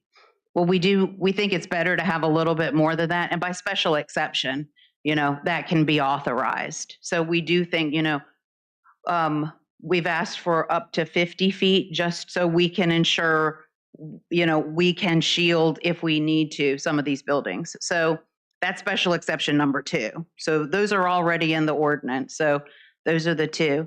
The other 2 that we're asking for go with 2 text amendments. And the one you're probably familiar with is a height increase. We're not the only ones, I think, that are, talking about, I think Mr. Smolnik had talked about, there's a text amendment potentially to allow a height increase. And so we're proposing sort of the same thing, that a height increase be allowed up to 85 feet. I know the other one is 90, we don't have a, we're fine either way. But our proposal is that would only be allowed, again, by special exception. We want the county to be able to, on a case-by-case basis, look at because it's not just us.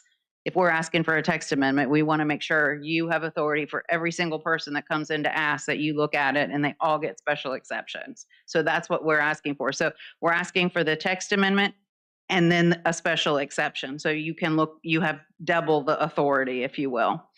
And then the last text amendment and special exception is what I've already talked about the water system.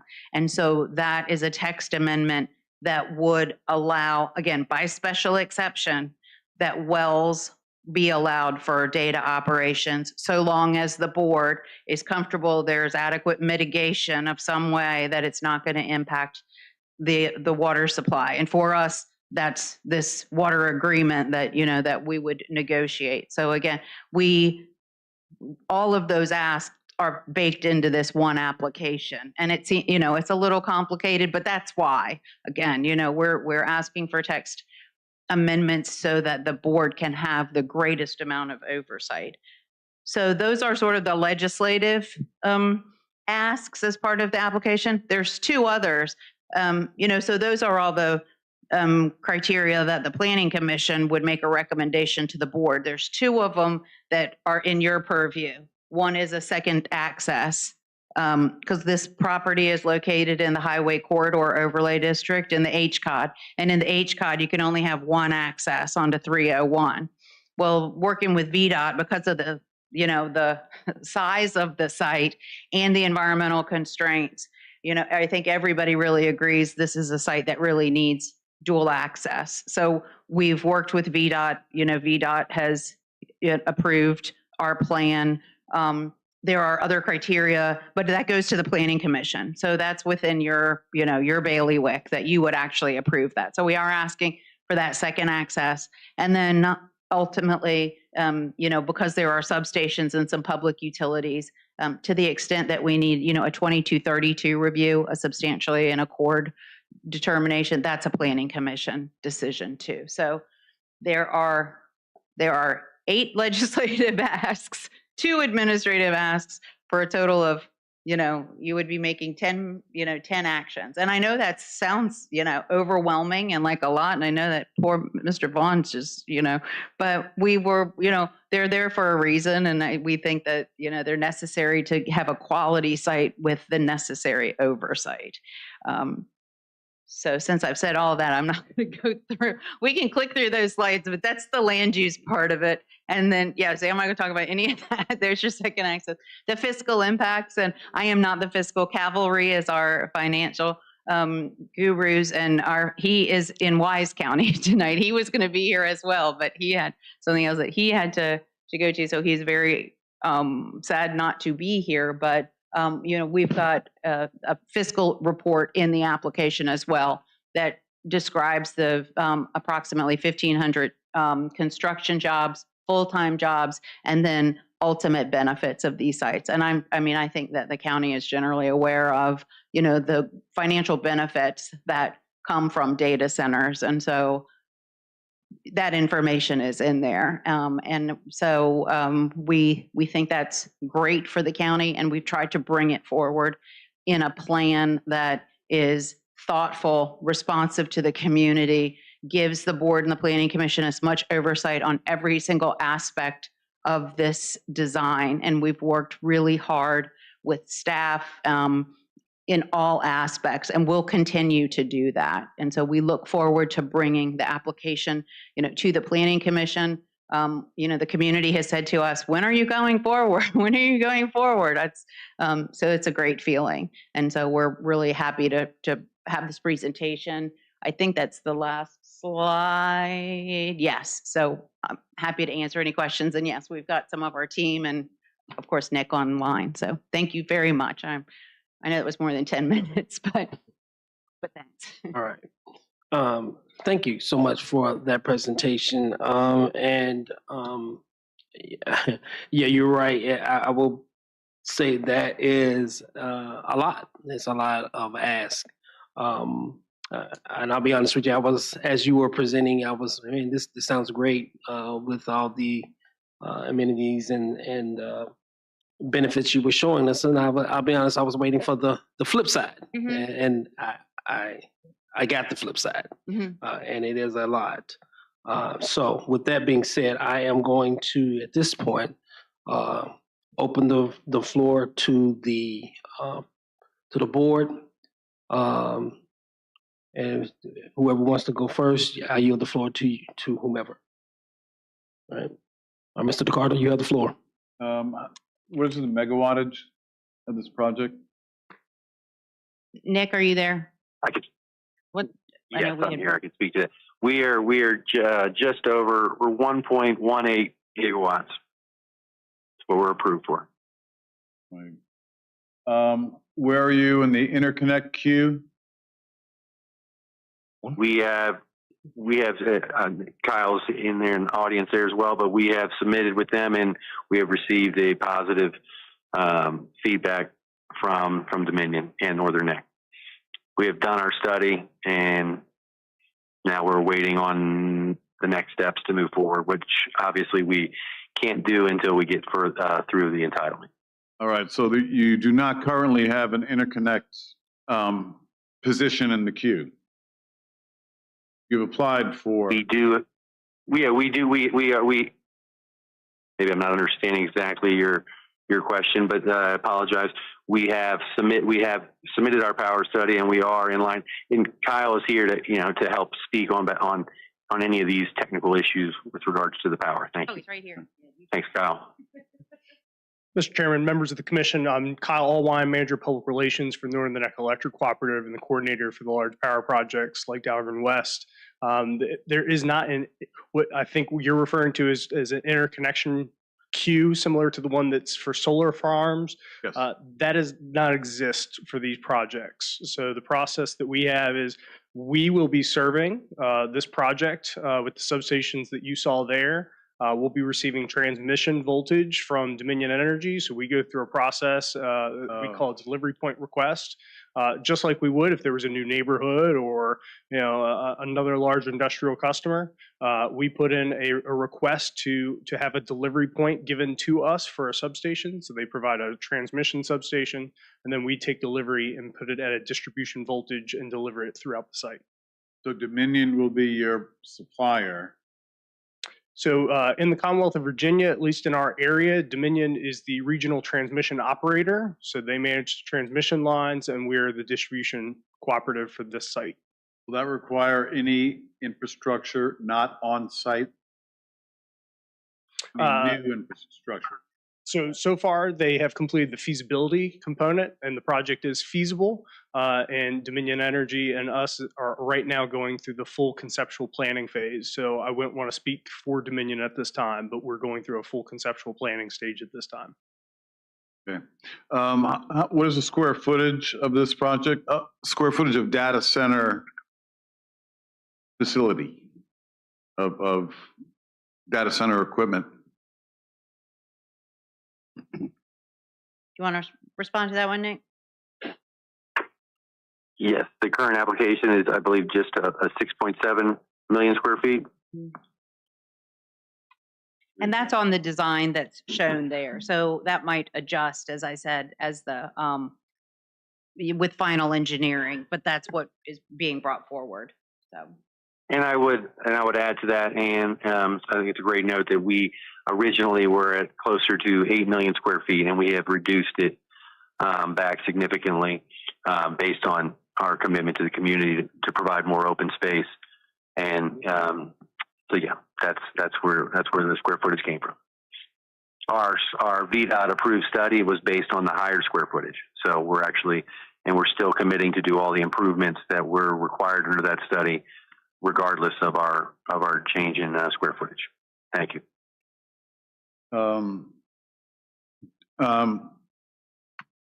Lost my train of thought. Do you have a project phasing plan? What is your initial operating capability, and when do you full build out expected? Yes, I can answer that, Ann. Thank you. We do have a phasing, or several different phasing plans. We are obviously, that'll depend a little bit on market conditions, in which are very positive, as well as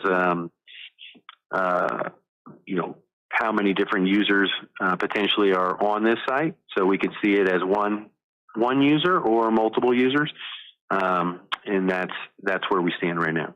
But we have our fiscal analysis. I believe the latest one was ramped up over an 8 to 10 year cycle. But we can provide you further detail around that. Okay, so first revenue for the county would be what kind of window? 30, 31?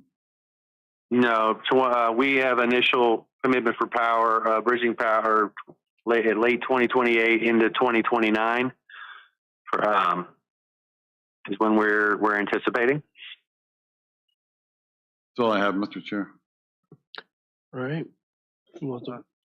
Pavley, you have the floor. Thank you. So it looked like there was 10 buildings, and I saw in there is 50 to 60 employees per building. So that would be 500 to 600 employees. Is that correct? Did you anticipate working?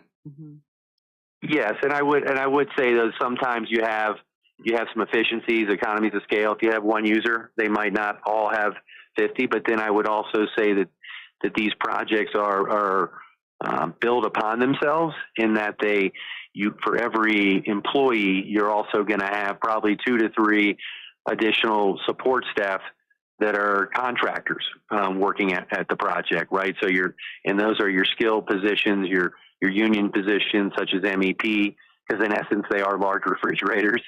And then I would also like to add that one more note to the last gentleman, and sorry I can't see everyone closely here, so I apologize. I can't see who was all speaking, but we have proffers in here that we will start contributing funds at building permit. So that would even be prior to 2028, 2029. So just wanted to let you know that. The second question, are you asking for any discounts on your business and professional occupation licenses for the equipment or any real estate? No. Do you know what the value of the real estate will be at project completion?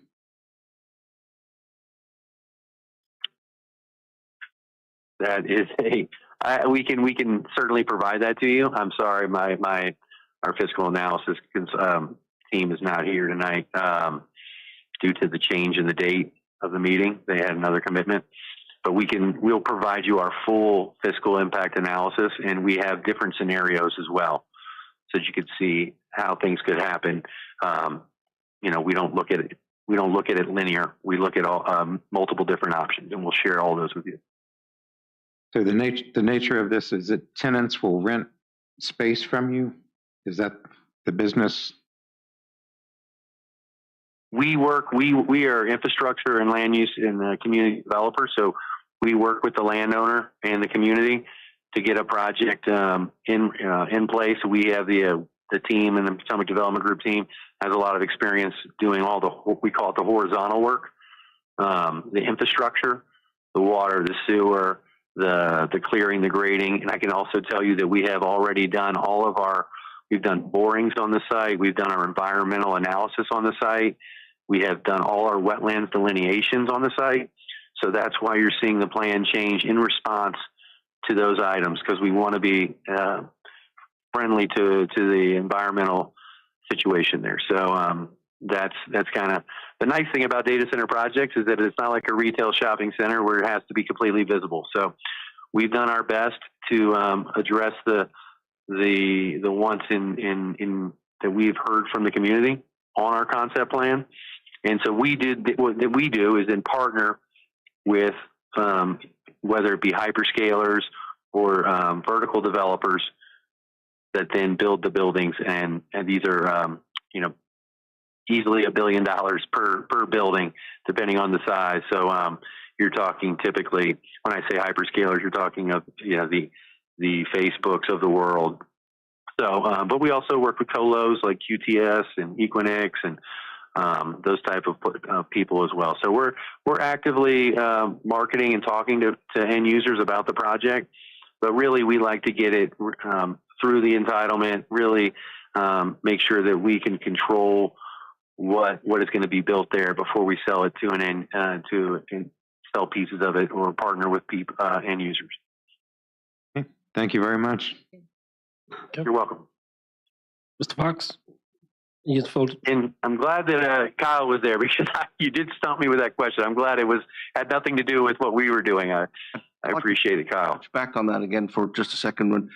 Would you mind just repeating what your total power consumption at full build out is estimated to be approximately? It's approximately 1,100 megawatts. Okay, and are you looking to four substations?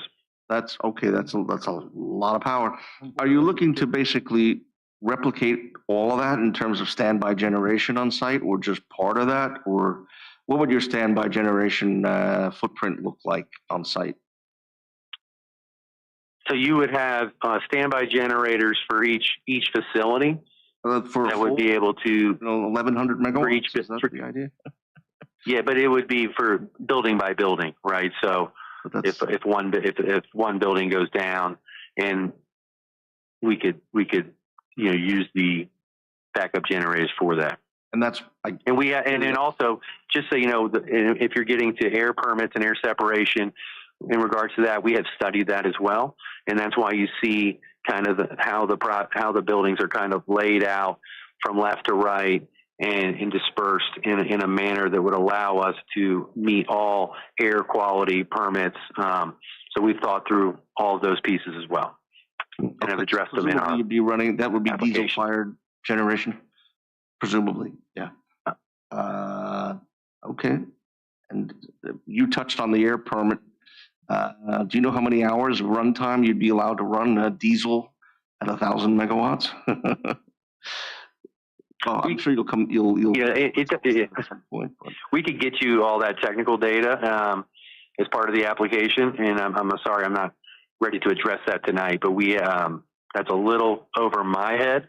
But we do have some team members that can address that, and we can certainly respond to that question. I'd be surprised if it were more than 100 hours a year, something like that. But it'd be interesting to know what it is. Oh no, thank you. No. Yes, sir. And if you could just go back for a moment to the slide on the proffers. Sure. You did touch on this in what I think is the correct way. In your top line, number 1, I think it is, you talk about power generation there. We just want to be sure that we don't have a situation where if for some reason, for whatever reason, the data center goes away in 15 or 20 years, a developer doesn't have a loophole they could step in and then do full-time power generation on the site. I think you did touch on that. You did. We certainly be willing to proffer that out, sir. Yeah. Okay. It's just a clarification issue. Thank you very much. Thank you. You're welcome. Nice, so we yield the floor to you. Thank you.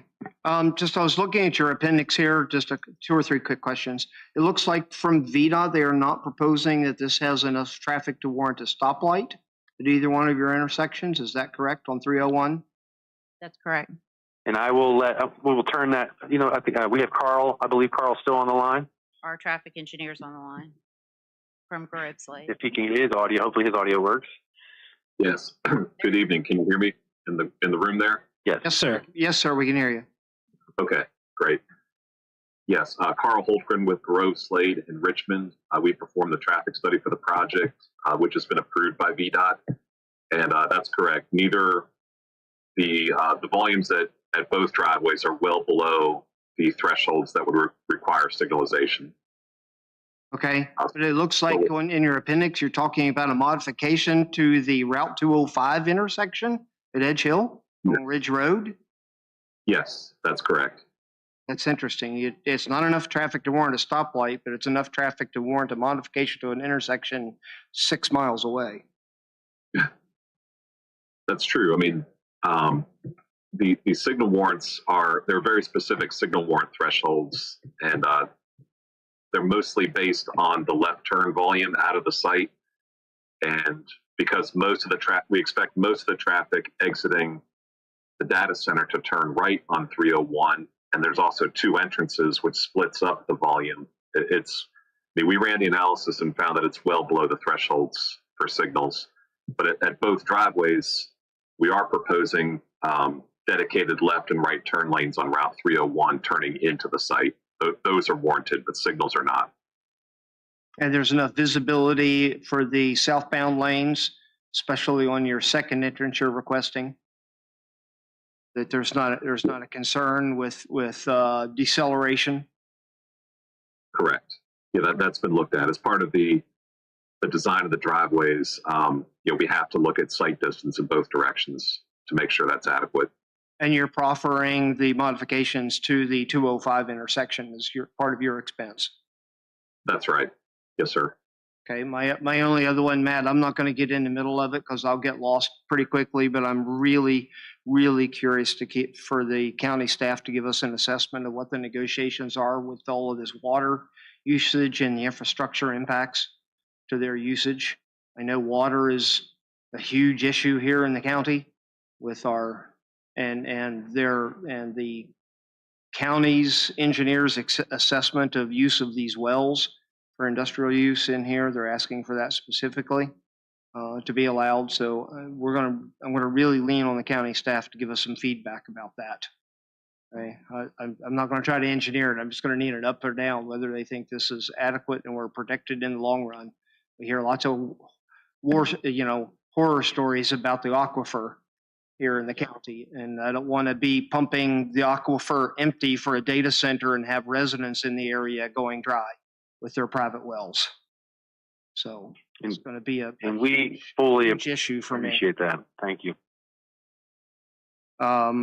We've actually had several meetings we had a meeting directly with DEQ, and the county was there as well to discuss the project in detail, and we can certainly help address any needs, and we have no intention of putting any additional strain. If anything, our goal is to make the system better than what it is today with the improvements we're planning to do. We're hearing stories that the DEQ is going to make the county get off of wells for the public utilities altogether, and yet you're wanting to add more wells. So that's going to be for the county staff and DEQ to get back to us with their assessment of that. My other one is, when you come back in the future, can you please give us a little bit better map to show where the RPAs and stuff are on your site? I can kind of see some of them, but they're shrunk down quite a bit. I know that there's a lot of wetlands and ravines and stuff in that piece of property, and I just want to make sure we're properly avoiding those. I'm sure you are, but I'd kind of like to see them. Sure. That's all. We can certainly provide you our full development plan that has been submitted to staff as well, that has every detail with regards to that and much more. Right. But our plan did recently just change based on our most current wetlands delineation that was done by our consultants. So. Thank you, Mr. Nicely. And I share your concerns when it comes to the request for the water exception and giving them access to the wells. And so I agree with you. Ms. Flattery, the floor is now yielded to you. I'm just going to make a note. Most everybody's covered a lot of the things that I've been thinking of. But when it comes to comprehensive plan amendments, changing our ordinances, these are big asks, because although your project, has to pass the special exemption for a data center, you're asking us to make changes that affect every project down the road. And so we have to make sure that that's good for our county. in multiple locations, you know, if we have our rules and we're willing to bend them to make an exception for this project, we're expected to do that over and over and over again. And these are a lot of things to look at. So I think that when you look at justifying them for your project, you need to look at justifying them for the county as well. I 100% agree with you on that. And that's why when we were trying to think about how to best address this and speaking, you know, again, with the county leaders, you know, department and county attorney, it was, you know, we need to exactly that. You know, if you're requesting a text amendment, it's going to apply countywide. That's why both of them include those special exceptions, because we were not going to propose anything in a text amendment that then didn't have, you know, the case by case analysis so that the underlying change would be available, but only where an applicant, us hopefully, but could come on a case by case basis and the county could say yay or nay. And, you know, it wasn't a free ride for anybody that we would come and have to prove our case. And so I appreciate that, because that's what we were trying to do, because we understand, particularly because the county just changed that data center ordinance. So for us to come and say, you know, would you change that? We understand this. I understand 100% doing that. And so we tried to address that very issue and appreciate that comment.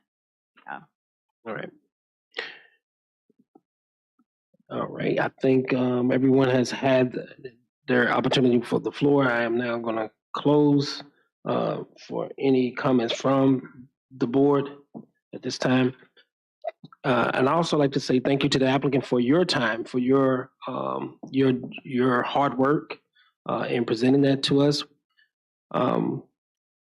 We will lean on our county administrators for guidance after this, and what steps we'll be needing to take in the future. Mr. Chairman, can I ask one quick question? I'm sorry, I just thought of this. Can we get a quick statement from the staff? How do we stand in terms of their application? Are we close to it being complete and approved? Or, you know, I'm trying to think of the suggestion we had about how many public meetings and public things we put out here. Is this still 6 months out and we get to see, you know, Dahlgren West every 6 months, like or you know, how close are we to having this ready for a full public hearing? Yeah, thank you, sir. We did receive a third submission, and I got the FedEx boxes on my desk this morning. So we did send out one more package for staff review and asked to have comments back within 30 days. So we'll have a better idea if there's further comments that are going to come back from staff. So they're not quite ready yet on that level. And then I think they're going to take back some of your concerns and comments tonight and maybe propose some additional changes. All right. No worries. Thank you. Thank you. Okay. Excuse me. I think that concludes the new business. Next agenda item is staff reports, which first is the director's report, which I think is attached. Sorry, I lost my spot on my agenda. I think that's at the very end of the packet. It's the same report as what we do on a monthly basis. If you have any questions, just give me a call or shoot me an email. I'm sure everyone's aware of what happened with the Gibson project. They had an error in one of their public notices, so we're going to have to re-advertise for that, but they'll be ready to go in March, as well as the Davis Hill medium scale solar project that you all heard a presentation from last month. Okay, good. And I think Matt's going to talk a little bit about the zoning ordinance. So I know there's been a lot of talk at the Planning Commission about the proposed text amendments to the agricultural districts. At the February 4th Board of Supervisors meeting, this was on their agenda. At that time, the board directed me to, put some parameters, bring some parameters back to them for a working committee. So Board packets went out today. Board of Supervisors just received them. This will be discussed on February 18th. I've put together a proposal for a working committee. Talked about the goal of the committee. My idea is to have it on a weekly basis. Ms. Leduc and myself will be the staff, kind of running point on that from the staff's end. And what I asked the board to do is nominate several individuals, and there's a list of these individuals that will be discussed on Tuesday night. So I think the board heard the comments from the Planning Commission, from the public about, let's get everybody's opinion on this. And the goal of this committee was to grab a bunch of different sectors of the community, business and, just community members alike to garner their input. So, tune in to the February 18th board meeting to see what they act on. I've just put some proposals in front of them and we'll see where it goes. Mr. Smolik, is there you said a few, is there a certain number of candidates that you're looking for or representatives? That's always a good question. You can get, a committee of 30 people rarely gets anything done. A committee of 2, you're going to have a very skewed answer. So I think that, as long as we get, I think we identified 6 or 7 different sectors that I think need to be represented here outside of staff. If we can get, one, so I'm thinking 8, 10 people, somewhere around there, I think that would be a good working committee, as long as all those areas are represented. That's the key. With individuals who want to show up, participate, and have fruitful discussions on this topic, that's key. Can I just ask what you? If I'm yielding forward to my vice chair. I was just wondering how long you expect the process to take. That's a good question. I don't know the answer to that. My goal is to, keep the foot on the gas pedal on this one. My proposal was let's meet every week. I don't want this dragging out for months. I really don't. And talking with Ms. Leduc, that's I think a goal of ours as we lead this committee. You the floor to Mr. Dakota. This be a public process? Yes, so the meetings will be open to the public. That was asked, and I would like to use them in this room. My recommendation to the board, again, just my recommendation to the board would be, obviously these seats are welcome to anybody. However, try to really have the committee members as the ones who lead the discussion and put forward the recommendations to the board. That's why I wanted different segments represented. If somebody's in the audience who was not appointed to this committee has a shared vision of somebody in the committee, kind of go through them to be their liaison. If not, you're going to end up with 30 or 40 people all talking, and it's not going to make any progress. So do you have a proposed composition of who is, are you expecting someone from the Planning Commission, 1, 2, 3? And that was discussed. The board, I said, we recommended Planning Commission board, staff, realtors, large property owners, small property owners, homeowners associations, builders, and maybe a land conservancy group and farmers. So it's potentially one member from the Planning Commission. That's correct. Okay, we'll leave that to the chairman. Thank you. Okay. All right. So are there any other questions? All right.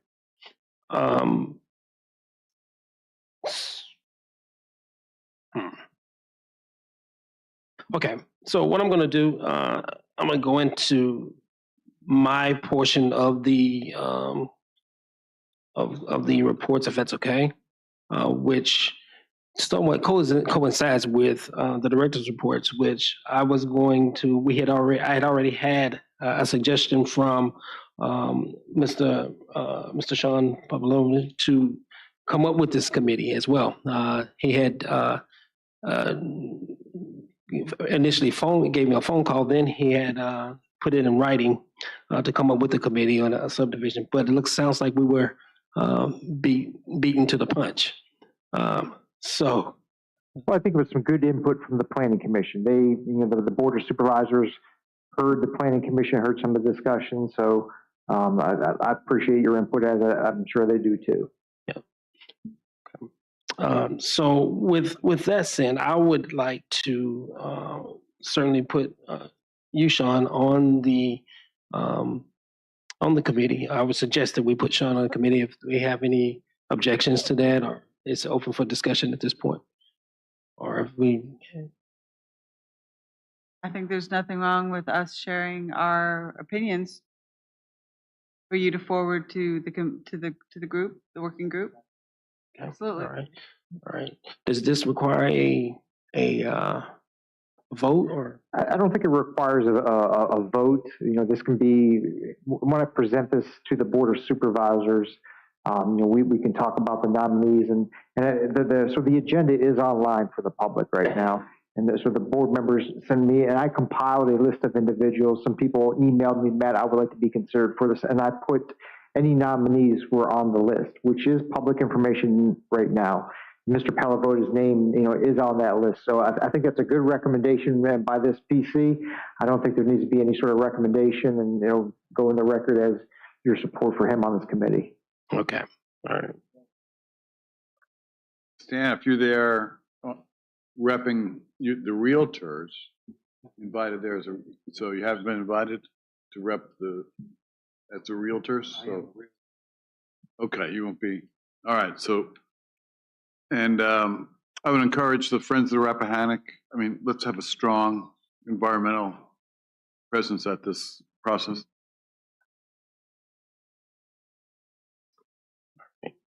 Okay.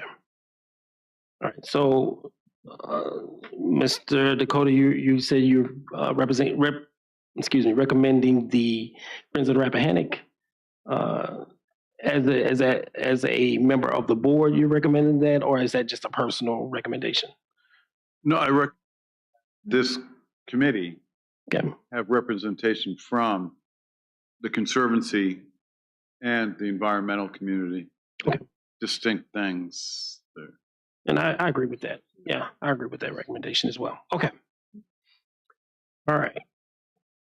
Are we good on that? All right.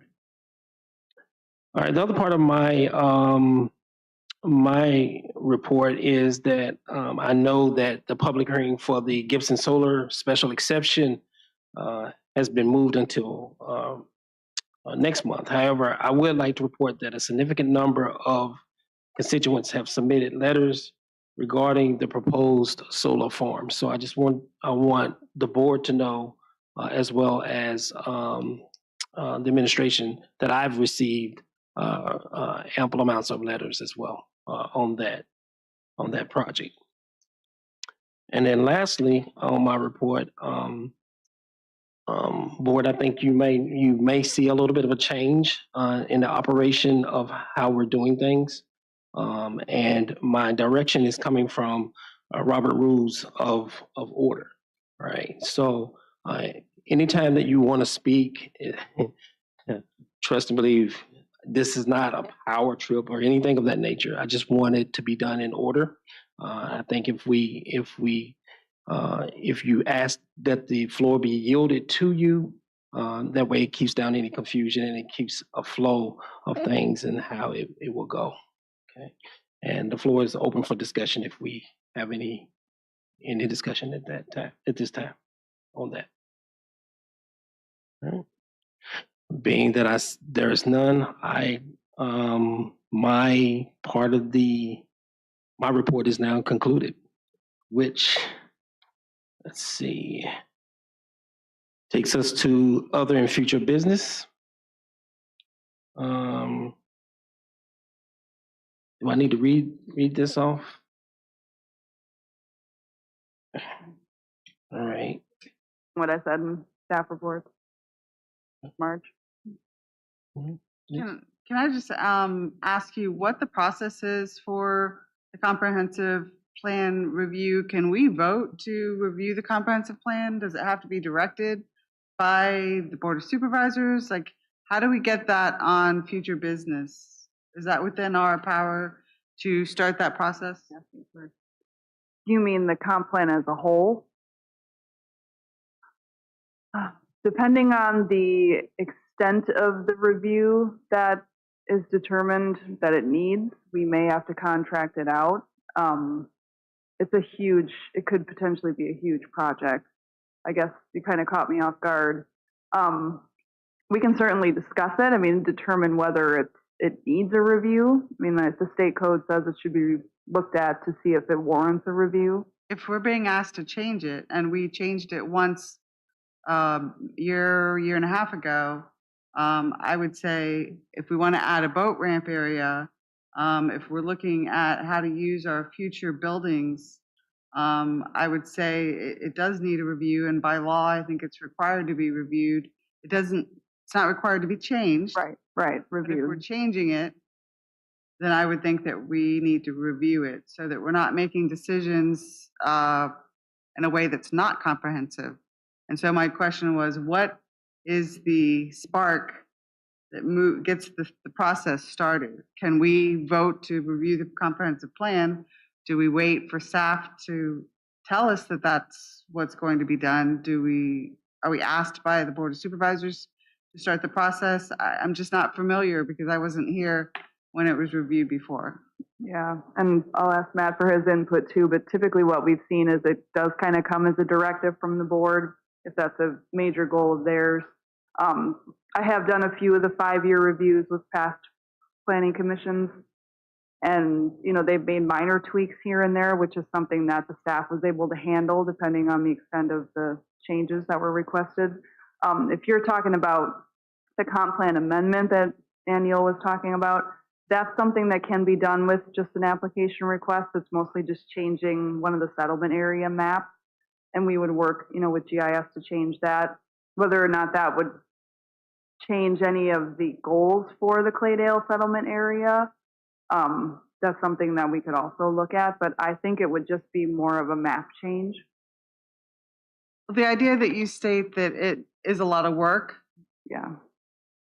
brings me to the conclusion that it needs to be done, because if our infrastructure maps aren't up to date, you know, some of that stuff, if it's going to take a lot of work, it's probably because it hasn't been brought up to date. Does that make sense? Yeah.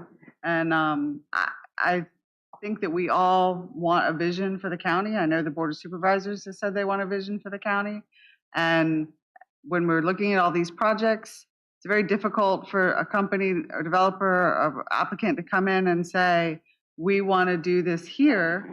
They spend a lot of money getting to the point where it's either going to be approved or disapproved, because a lot of these things are special exemption.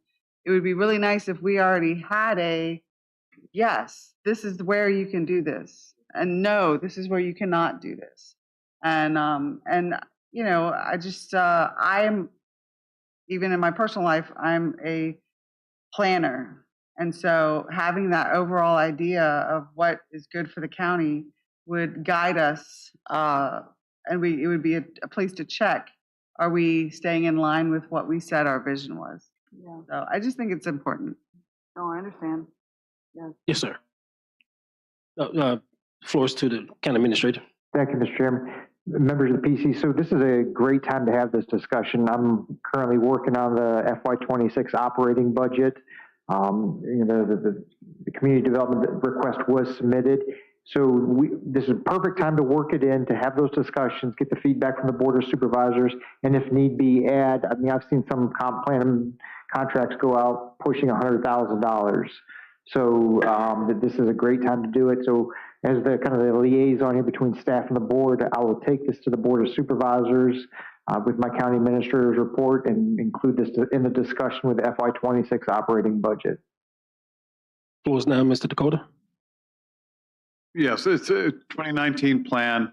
It's 6 years old. 6 years ago, data centers, solar farms, certainly the groundwater issues were just glimmers on the horizon. Now they're here. We know a lot more about them and how to integrate them into our community. We have a board of supervisors setting clarity, and also the recent, I don't know what you call it, down zoning initiative will have far-reaching impacts. And finally, the housing crisis, which we all anticipated, but it's even more acute than we knew. We really need to revisit cluster, mixed use, and other ways to accommodate housing in this community. So I think a robust review at a minimum, and perhaps a a contract to redo it is indicated now. Thank you, Mr. Chair. Yes, sir. Are there any others seeking the floor? No? I'd like to add one thing. Just the Code of Virginia says we shall review it every 5 years, which I think is That's correct. mandatory. It says the planning commission has to do it, so Yes, you're correct. we should start the process. Yeah. Okay, all right. Thank you so much for your input, and our county administrator who will be taking this to our board of supervisors. Are there any others? Yes, Mr. Dakota, you have the floor. Sure. Another due out is a joint land use survey with the DOD, with the base. JLUIS, you may not be familiar with that. That's another periodic up for review. And it's not that onerous. Last year we did it with Charles County and I think St. Mary's, and it's really, it was focused on the Potomac River management, but it's a good way. I mean, communities have gotten full EMS stations, fire stations out of this. It is a chance for the base to communicate how encroachment is affecting operations. And also, it's a joint land use statement and survey. It's what the base views their growth and future concerns and community impacts like housing. And it's a very useful document for opening up the grant and fund stream for particular needs. I mean, we have a traffic issue, we have an acute, public safety is always there. We have community needs, and this is one way to access the DoD funds that could be used to enhance community benefits. Thank you, sir. Sure. Could, Mr. DeCorda, would it be possible to send, I've never heard of this before, if you could just maybe send me some information on it? Okay. And it was something in conjunction with the county and just the surrounding localities? Adam would know? Okay. Okay. Thank you. Okay. Appreciate you guys coming in and walking into this environment. We really wanted to give you time to get your feet on the ground, but we're not pushing you any harder than we think you're able to do. But it's an important thing. I think we missed an opportunity to do it the best we could have last time, and don't want to miss that cycle. It only comes up every 5 years. Okay. Thank you. All right. Is there anything else or anyone else wants to add anything to future business at this time? Okay. No? Okay. All right. So I am going to close that portion of the agendas. Now comes to my favorite part of the agenda, which is to adjourn. Do I have a motion? Motion to adjourn for the next meeting. Motion's been made Second. and seconded. All in favor, show of hands. All right. Unanimous decision to adjourn, and we adjourn. Thank you.